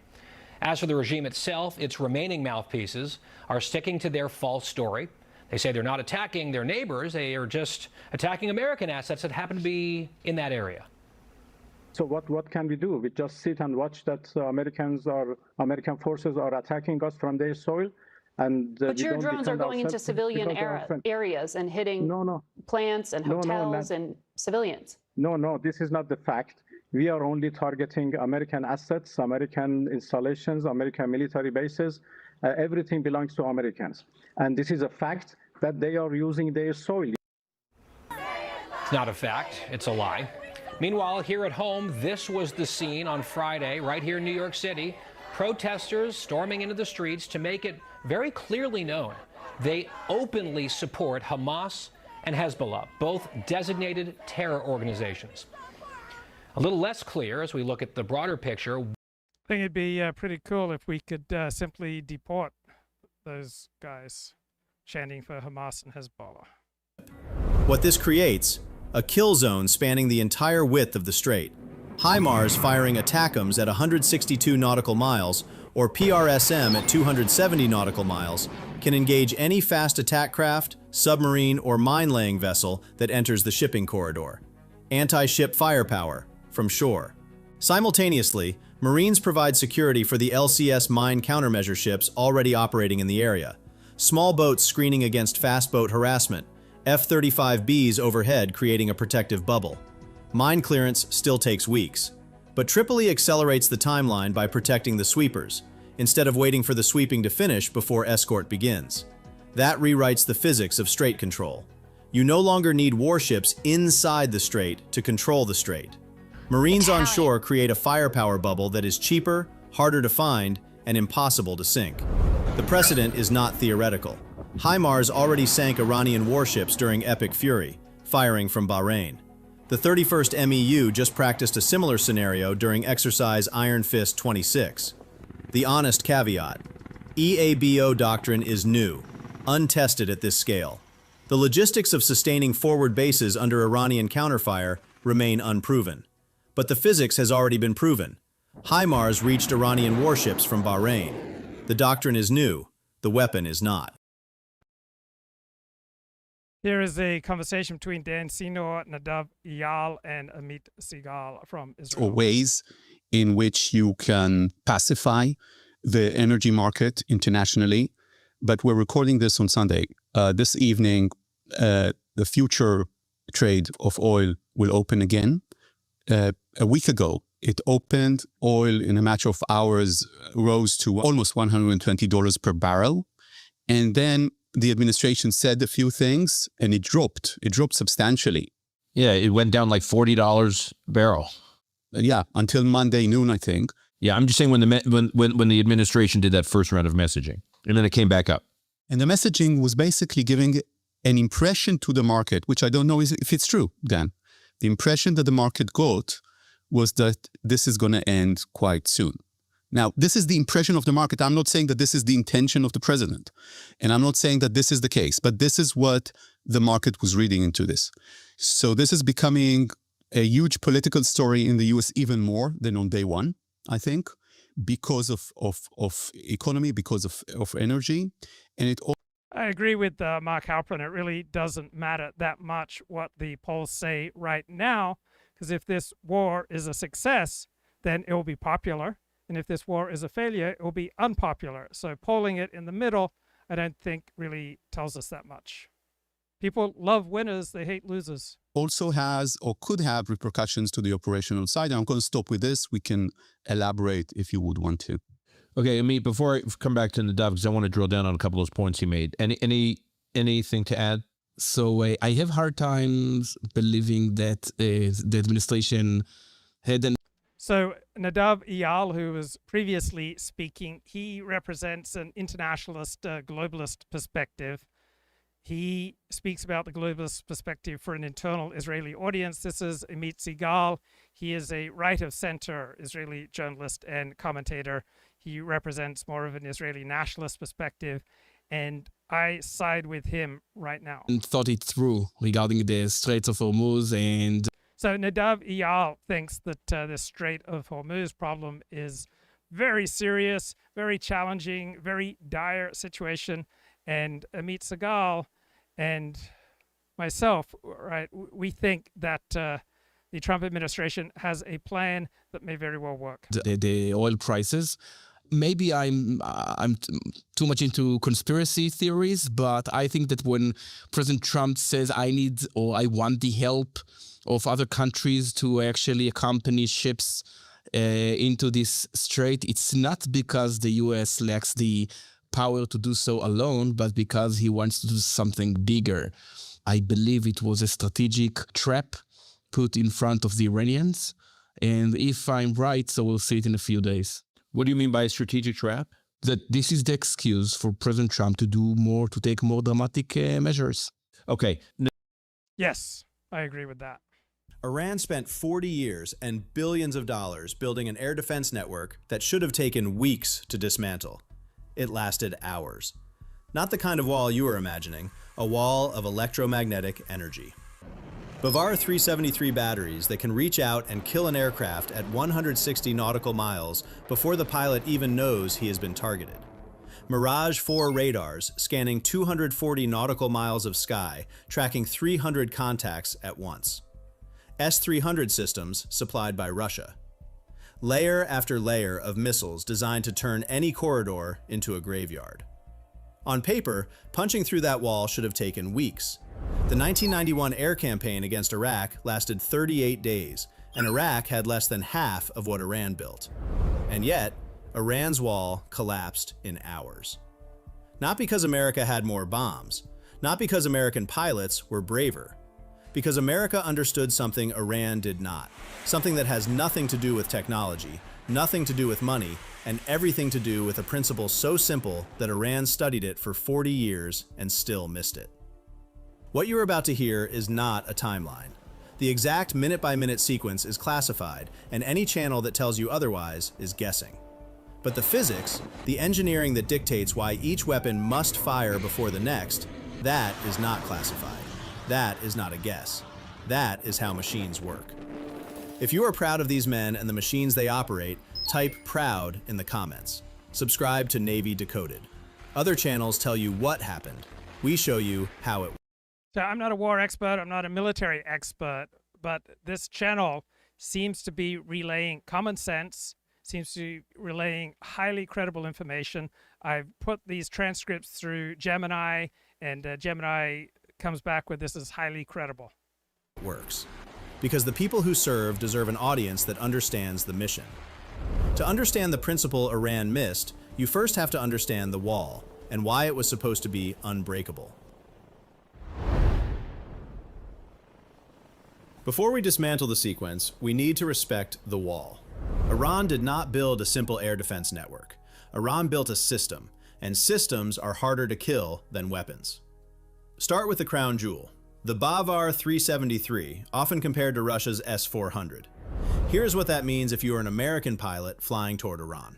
The system's Mirage 4 search radar sees you at 240 nautical miles, roughly the distance from New York to Washington. While you are still that far out, the fire control radar has already locked on. The Siyad 4B interceptor launches. It reaches beyond 160 nautical miles and can kill at altitudes exceeding 100,000 feet, higher than a U-2 spy plane flies. You are dead before you cross the coast. That is what the Bavar was designed to do, and Iran did not stop there. Below the Bavar 373 umbrella sits the third Khordad, the Mersad, the Rad, each covering a different altitude, a different frequency, a different engagement envelope. Overlapping fields of fire, redundant communications, hardened command posts buried under mountains. 40 years of preparation. 40 years of studying how America dismantled Iraq. 40 years of engineering a system specifically designed to deny American aircraft access to Iranian airspace. Respect that. Because if you do not understand the strength of what fell, you will never understand the elegance of how it was broken. The sequence that broke Iran's air defense followed 4 phases. Each one created the conditions for the next. Reverse any 2 steps and the wall holds. Skip 1 and the whole chain fails. So how did we sequence it? In military doctrine, phase 0 is the shaping phase, operations that happen before the first shot is fired. It is not phase 1 because it is not combat. It is what makes combat possible. Before the first missile left a launch cell, something invisible crossed into Iran's digital infrastructure. U.S. Cyber Command and Space Command were what the Pentagon later called the first movers, layering non-kinetic effects before a single warhead flew. The details are classified. We do not know the attack vectors. We do not know the specific malware, if any was used. And we do not need to, because knowing the method changes nothing about the physics that follows.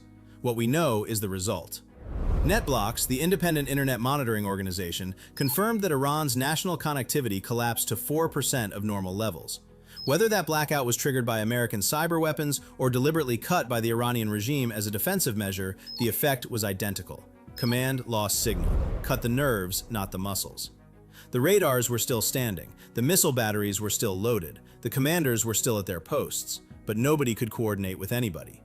A battery commander watching contacts on his radar had no way to confirm whether they were hostile, friendly, or decoys because the communications link to his sector command was gone. He could see, he could shoot, he could not ask anyone whether he should. An air defense network without communications is not a network. It is a collection of isolated batteries, each making decisions alone. Iran's fighter jets, aging F-14s, MiG-29s, Su-24s, never left the ground.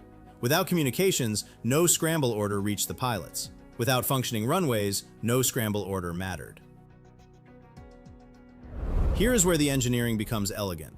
While Phase 0 was still settling over Iran's communications, something crossed into Iranian airspace. Not a missile, not a fighter jet, something far cheaper. Lucas drones, low-cost, unmanned combat attack systems manufactured by SpectreWorks in Mesa, Arizona. Reverse-engineered from captured Iranian Shahed 136 one-way attack drones, Admiral Brad Cooper, commander of CENTCOM, later described the process with a sentence that belongs in an engineering textbook. I'd like to point out these drones were originally an Iranian design. We took them back to America, made them better, and fired them right back at Iran. Each Lucas drone cost $35,000, wingspan of 8 feet, total weight roughly 180 pounds, range 500 miles. Now do the math. A Bavar 373 interceptor, the Sayyad 4B, costs between $1 and $3 million per round. When a Lucas drone appears on the Bavar operator's scope, he sees a slow-moving contact pushing inland at barely 100 knots. He cannot tell whether it carries a 40-pound warhead aimed at his radar antenna or whether it is a decoy. Training says fire, so he fires. $1 million chases a drone cheaper than a pickup truck. He fires again, another $1 million. Every interceptor that kills a Lucas is one fewer in the magazine when the real targets arrive. But the cost exchange is not the trap. The trap is physics. Every time that Bavar battery fires, its tracking radar switches to full-power continuous emission. It must. The missile needs guidance. And the moment it transmits at full power, every passive sensor on the F-35Cs crossing the border receives that emission like a lighthouse in the dark. The battery is spending its ammunition and painting a target on its own position. Shoot the drone, drain your magazine, and reveal your position. Ignore the drone, it flies into your radar antenna. There is no correct answer. That is the definition of a trap. That battery commander staring at his scope, the one we talked about in Phase 0, the one with no communications, he has trained for this moment for years. He fires at the drone. He fires again.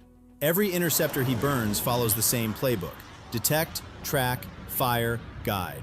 The playbook is correct, but every shot he takes is the last step in an equation designed so that his correct response is also his fatal one. Everything until now was preparation. But ask yourself, what good is a drained magazine and a blinded commander if the radar itself is still tracking? What happens next takes less than 90 seconds. and it is the reason Iran's 40-year investment became worthless. Planners have a name for it. They call it the dilemma, because it offers the defender no correct response. The F-35C Lightning II, the carrier-based variant, launched from the flight deck of USS Abraham Lincoln, carries an estimated radar cross-section of approximately 0.005 square meters, roughly the size of a golf ball. That number is classified. Independent analysts derived it from observable geometry and material estimates. But even the conservative end of the estimate is devastating. Imagine asking a radar designed to track fighter jets to instead find a golf ball moving at 600 knots. Here's the engineering. Radar detection range does not shrink proportionally when the target gets smaller. It follows the fourth route, which means if you cut the radar cross-section by a factor of 10,000, the detection range only drops by a factor of 10. Sounds abstract, so put it in real numbers. The Bavar 373's Meiraj 4 radar can detect a conventional fighter, something like an FA-18, at 240 nautical miles. Against the F-35, independent analysis based on Iran's own test data estimates detection at roughly 50 nautical miles. Let that sink in. A radar designed to see 240 nautical miles sees the F-35 at 50. Now look at the Bavar 373's engagement range, 160 nautical miles. The radar that is supposed to give the system 160 miles of kill zone only sees the F-35 when the F-35 is already inside the engagement envelope. The kill chain runs backwards.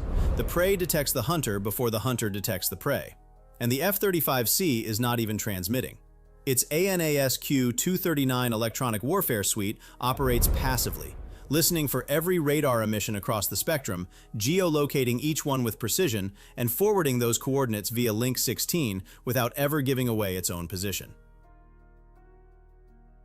Behind the F-35C, the EA-18G Growler, the Navy's dedicated electronic warfare aircraft, carries the AN/ALQ-249 Next Generation Jammer, AESA arrays powered by an independent ram air turbine. When the Growler locks onto a Bavar 373 tracking frequency, it broadcasts enough electronic noise to saturate the receiver. The radar operator's screen does not show clutter, it shows white, nothing. The radar is technically on, but functionally blind. And then comes the weapon that makes the dilemma permanent, the AGM-88G, AARGMER, Advanced Anti-Radiation Guided Missile, Extended Range. Built by Northrop Grumman, speed exceeding Mach 2, range approximately 160 nautical miles, double its predecessor. Launched from FA-18 Super Hornets and EA-18G Growlers operating from the carrier deck.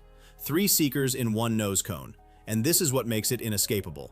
Passive radar homing that follows the beam, GPS-assisted inertial navigation that remembers the target's position, and an active millimeter wave radar for terminal guidance.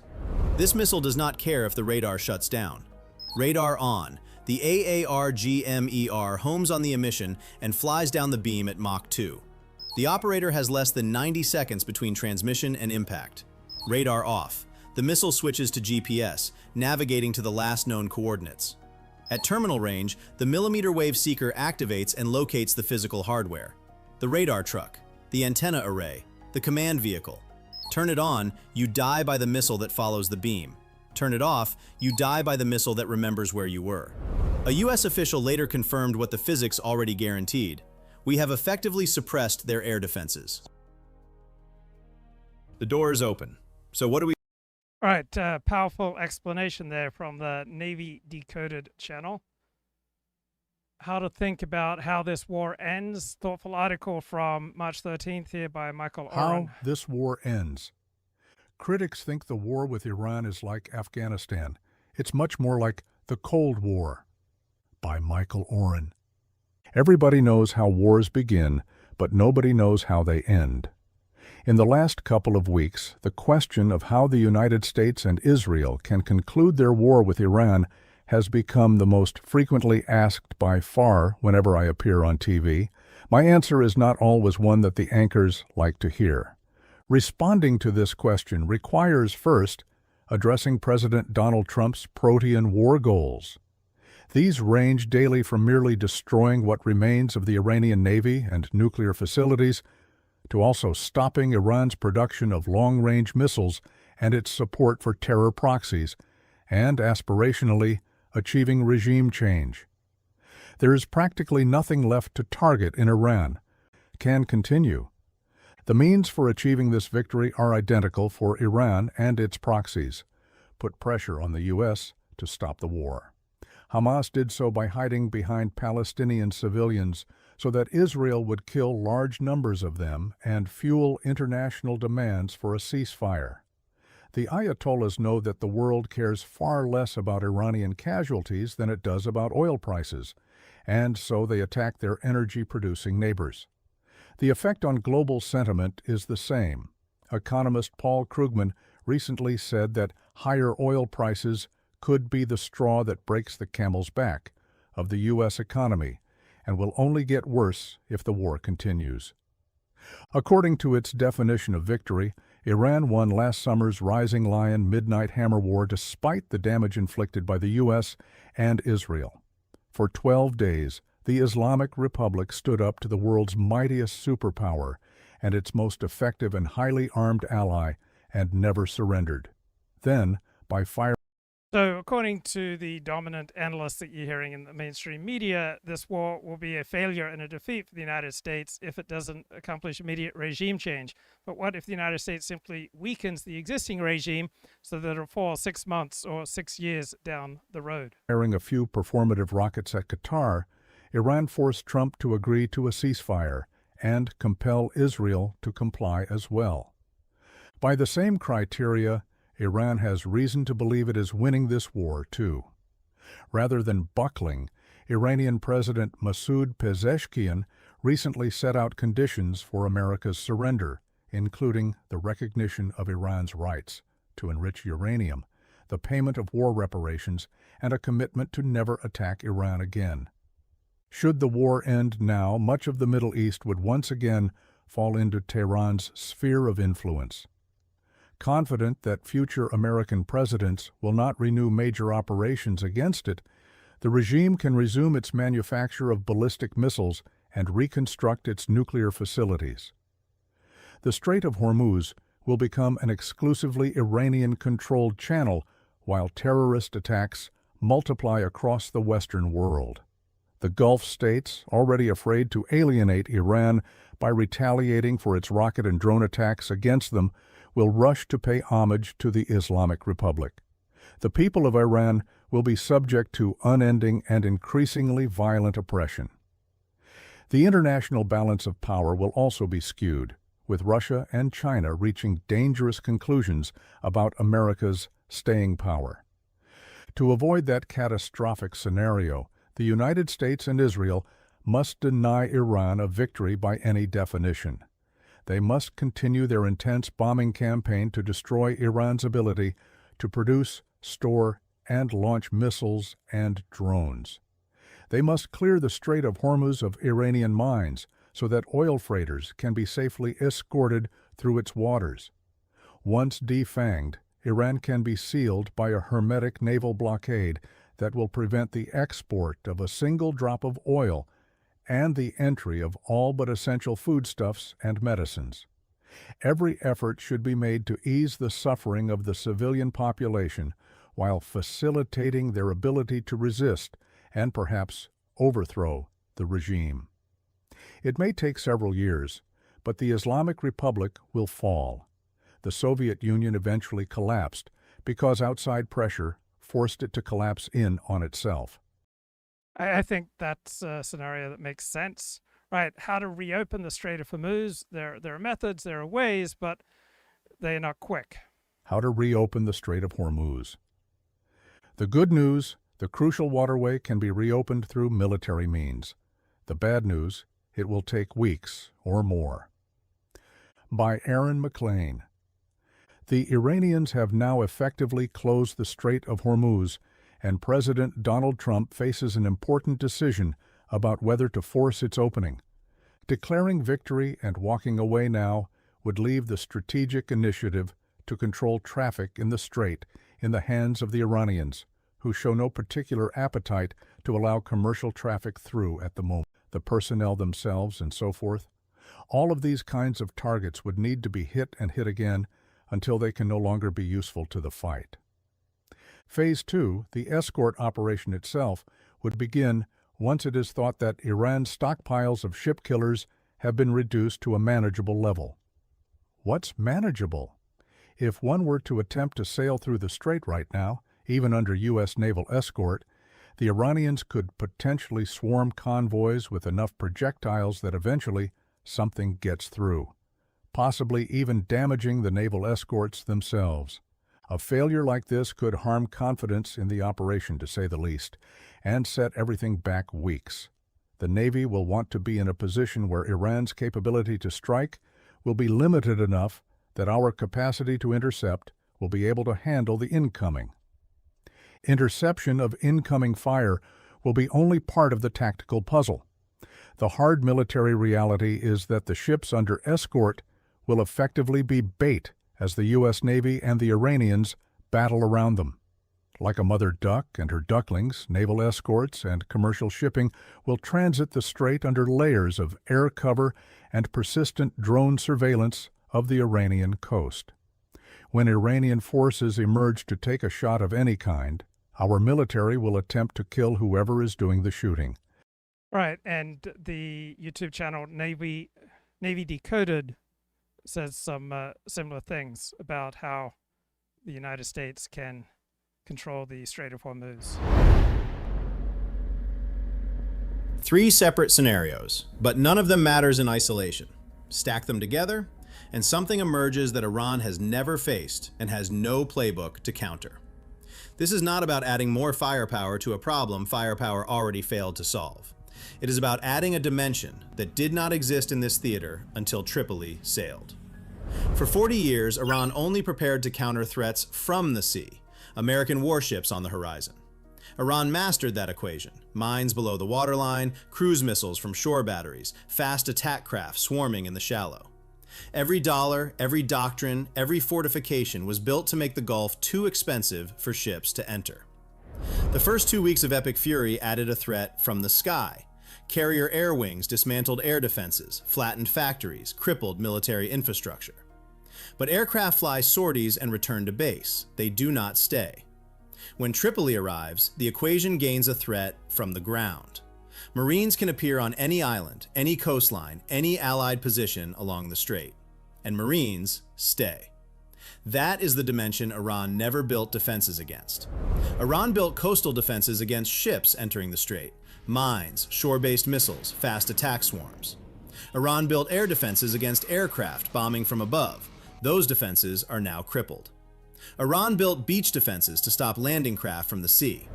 Tripoli has no landing craft. Its Marines come from the sky. Now look at it from Tehran's side. Defend the islands against Marine raids, and the coastline lies open to Ebo. Fortify the coastline, and the islands fall. Disperse across all positions, and there is not enough left at any single point to stop anything. 3 responses, 3 failures. The equation has no correct answer, because Iran built defenses against ships and aircraft, not against Marines who arrived by helicopter onto positions that were never supposed to be contested. That variable has never existed in Iran's coastal defense equation, and Iran cannot build a counter for it in weeks, not when its factories are rubble and its air defenses are silent. Be honest about what this does not mean. It does not mean Hormuz opens tomorrow. Mine clearance still takes time. Escort still carries risk. But Tripoli shifts the timeline from months to weeks. And more importantly, it shifts the initiative. Before Tripoli, we waited for the equation to solve itself, grinding Iran down through naval siege while oil markets bled. After Tripoli, we solve it, actively, from multiple dimensions simultaneously. If this video changed how you look at an amphibious assault... Okay, that scenario makes sense combined with the article, the idea that perhaps in a month, 6 weeks, 2 months, we might be able to have a handle on the Strait of Hormuz and start opening it up. That seems reasonable to me. I didn't have strong opinions on the Pentagon versus Anthropic debate until I read the following article. Anthropic doesn't decide our military's rules of engagement. Tech companies should focus on protecting our soldiers, not fighting the Pentagon.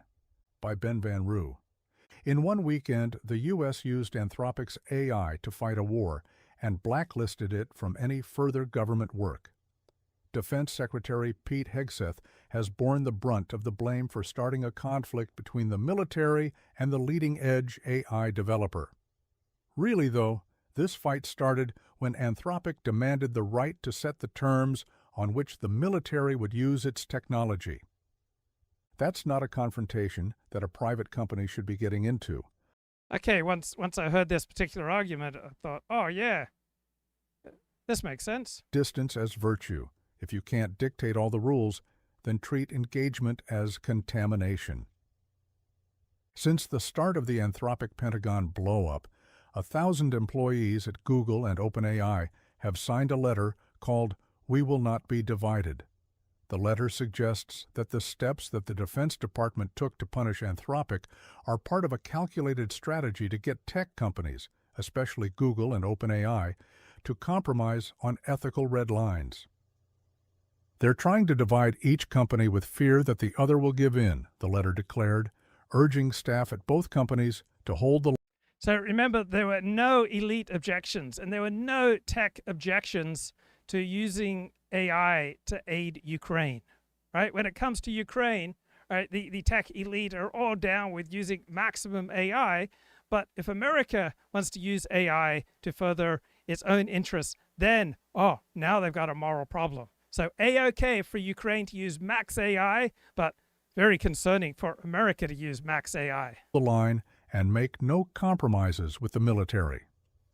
That letter circulated while American service members were taking casualties in the Gulf, while Iranian missiles hit U.S. bases in Kuwait, Bahrain, and Qatar, while embassies closed across the region. Just as with Anthropic's demands to the Pentagon, what's at stake in the not divided letter isn't really the specific terms of the deal. Underlying the letter is a deep Silicon Valley distrust of the military's role in protecting the country. In 2018, Google walked away from a key AI contract, Project Maven, under employee pressure. I was furious at the double standard then. Social media and crypto were reshaping society in ways that dwarfed anything Maven touched, and nobody organized walkouts over that. But the dispute now is much bigger than Maven. That involved important software used in targeting drones. What's at stake now, though, is not just a small set of uses. It's the transformation of warfare. These kinds of objections were not raised when Ukraine started using AI in its war against Russia. Ukraine fields thousands of AI-guided autonomous drones. It deploys swarms that coordinate strikes with minimal human oversight. Western companies ship AI-equipped munitions directly to the front, and the tech community calls it democratic resilience. I agree, it is.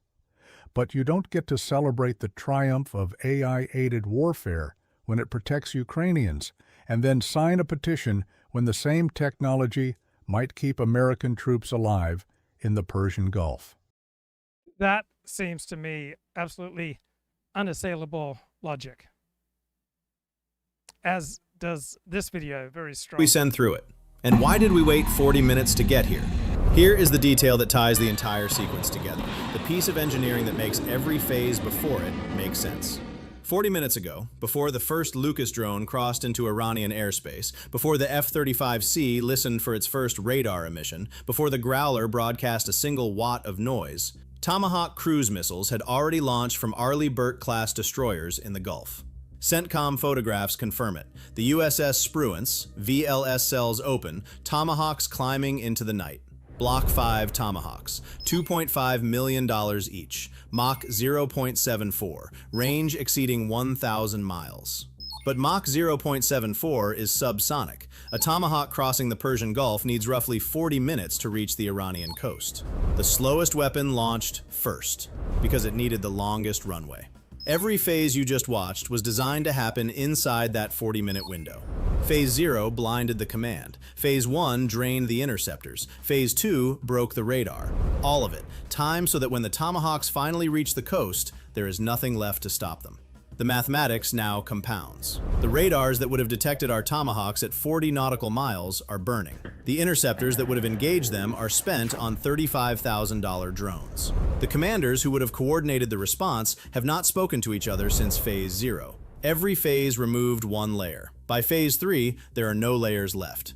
IRGC naval bases along the Gulf Coast, command posts, fuel storage, submarine piers, hundreds of pre-planned targets, each selected months before the first Tomahawk left its tube. Behind the Tomahawks, our carrier air wing follows with two flavors of precision. The heavy, a 2,000-pound GBU-31 JDAM that punches through the concrete arch of a fast attack boat shelter the way a fist goes through drywall. And the surgical, a 250-pound GBU-39 small-diameter bomb that glides 40 nautical miles from release, threading between buildings to kill a single missile battery without touching the warehouse next door. Let's get a burst here from Fox News. I really liked Greg's Harold Ford. That was really nice. Thanks for having me on. Thanks, Dana. Good evening. Welcome to Washington. I'm Brett Baer. Coming up, Cuba feels the tightening grip of the U.S. energy blockade as an island-wide blackout hits that country after a weekend of rare and intense protests there. Plus, a massive winter storm and an East Coast severe weather system puts tens of millions of Americans under special advisories today. I'll speak with Ireland's Prime Minister, the Taoiseach, ahead of his St. Patrick's Day meeting with President Trump. But first, breaking tonight, President Trump says the U.S. military is hitting Iran hard near the Strait of Hormuz. The conflict is battling and rattling global energy markets and raising fresh fears about the security of the world's most important oil choke point. The president is urging allies to step up to help secure the strait. As for how long the operation may last, President Trump now says it'll be, quote, soon, and that the Iranian and U.S. officials are now in talks. President Trump is seeking to delay his planned China trip and meeting with leader Xi Jinping, which was scheduled for the end of this month. Senior White House correspondent. Okay, keep an eye on the news. Thoughtful conversation here between Dan Senor, Nadav, Eyal, and Amit Segal. Nadav, we can talk a little bit about where I think where the administration's heading, the politics of this, and what constraints or it puts on what the U.S. does. But before we do, can you just drill down a little bit on the specifics of some of these concerns in the area of energy that you were citing there, the hits on energy assets? So Iran for many years has warned that if this and that happen, it will close the Strait of Hormuz. This was absolutely the scenario. I don't think, frankly, I do not agree with Amit that this is all part of a master plan. I'm not saying that the U.S. might try to open now the Strait of Hormuz forcefully. We have seen that the U.S. is deploying more than 2,500 Marines to the region. There is definitely discussion that I'm hearing about the possibility of taking some ground assets around the Strait of Hormuz. I'm hearing this from Israeli sources. In order to secure the Strait of Hormuz? In order to secure that. But I don't think everything was pre-planned, and here's why. What I'm hearing is that there's a lot of tension in the markets, and there's a lot of tension with those politicians that support this war. I'm talking about just reading what Lindsey Graham is saying, and he's probably the biggest supporter right now in the American Republican political sphere. It's obvious that there's something going on in that sense that wasn't completely pre-planned. Now, the Iranians have small speedboats, they've prepared mining, and they've shot at tankers. And basically right now it's closed. I just read an energy analyst explaining that the meaning of 20% is like the peak of COVID, if it lasts, if it's not a matter for 2 weeks. Now, what does it mean, the peak of COVID? It means that in COVID, there was less demand, okay? And now there is no less demand. It's the same demand, but there's less supply. And that's the problem. Now, what they can do, for instance, and what's already happening, and it's just mesmerizing to see, Dan, you can see it virtually with satellite, is that oil tankers are turning to the Red Sea because Saudi Arabia was preparing for this moment, strategically speaking, because they knew that at a certain point the Iranians might do that. So they built a huge pipeline crossing the entire Saudi desert from east to west, And now you can see all these oil tankers, and they're churning from the Indian Ocean to the Red Sea to that point. Now, here's the problem. If you take that, and if you take a UAE depot that is beyond the Straits of Hormuz, geographically, and you take it together, it still compensates for about 30%. So that's one problem. Now, another problem is that the president has ordered a strike against Harg Island. Harg Island is 90% of the Iranian oil flowing from Harg Island. So just for our listeners, in Hebrew, it's Harg Island, as Nadav is pronouncing it. In English, it's Karg Island. What is this island and what is this operation? 90. All right, let's get Fox News. A missile launched by Iran exploded over Jerusalem's Old City earlier today. Senior correspondent Mike Tobin is in Tel Aviv tonight with the latest. Good evening, Mike. Good evening, Brendan. As you mentioned there, the attacks into Israel continue. A missile struck the northern town of Nahariya. A drone came into the north of Israel as well. Here in the central part of Israel, we had two missile attacks. 9 o'clock local time from our vantage point, we watched as a single interceptor raced across the sky and took the Iranian missile out. No injuries reported from today's attacks. A bomblet from a cluster bomb hit a residence in a Tel Aviv suburb today. No one was hurt because Israelis have become accustomed to missile warnings over the phones and retreating to bomb shelters. They've lived this way since 2003, but it does not mean they accept this routine as normal life. Try to go out a little bit, like close to home, but it's been really crazy, and I'm scared.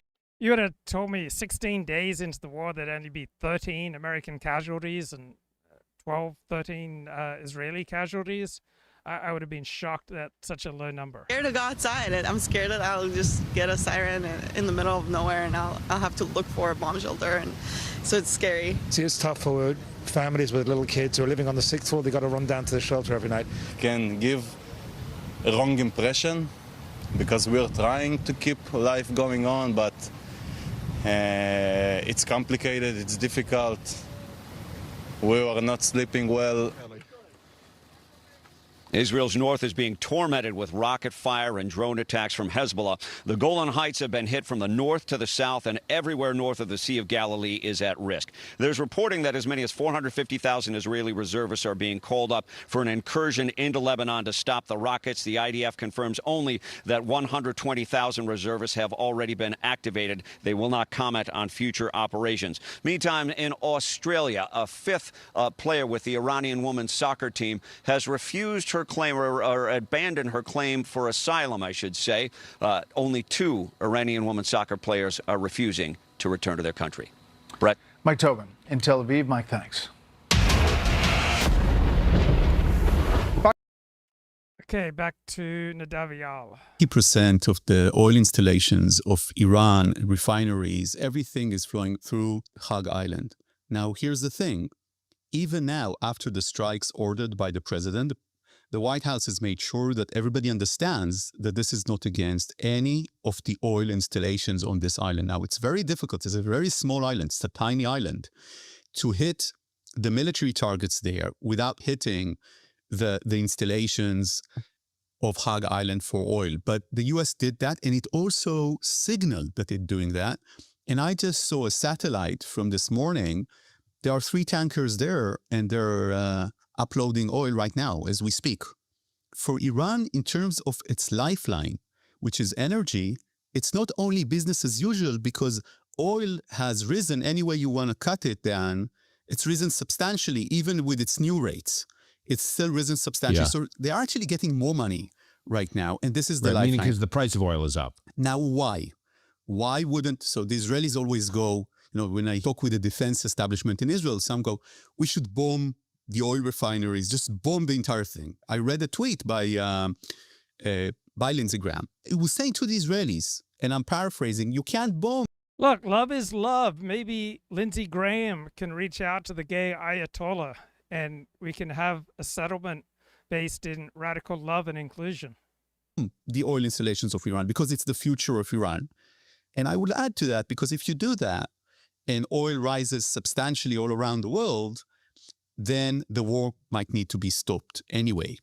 So there is a question here. So what's the problem with what Amit just said? Amit made a pitch that, maybe you can just open the straits.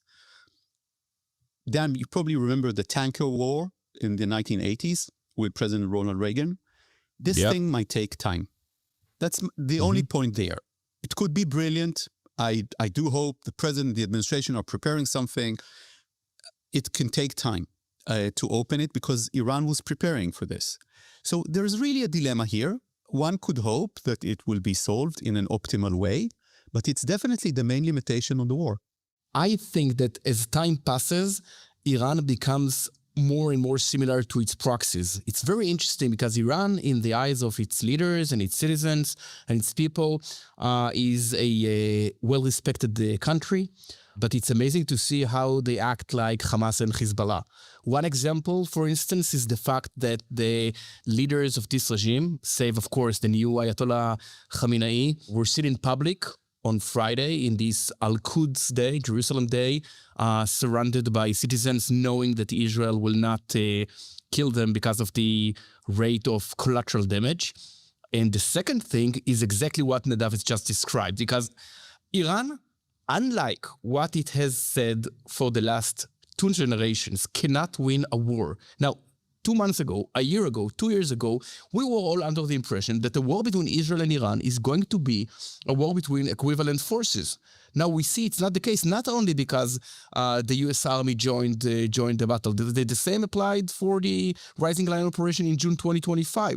So they actually resort to this asymmetrical conflict. So whereas Hamas based its war on the sensitivity of the Western society to civilian casualties in Gaza and this sensitivity of the Israeli society to hostages, Iran now aims at the sensitivity of the American society to the energy prices because they know that President Trump got elected first and foremost on the basis of skyrocketing inflation. So this is it. That's what they got. Now, I'm not saying it's not a crucial problem that should be solved. Then again, I believe that they thought about it because it doesn't make any sense that they went on war without taking into consideration the number one strategic weapon of the Iranians, aka the oil prices. I do hope they took it into account. But I'm trying to say that's all they got. And we should take it into account when we look at the broader picture. All right.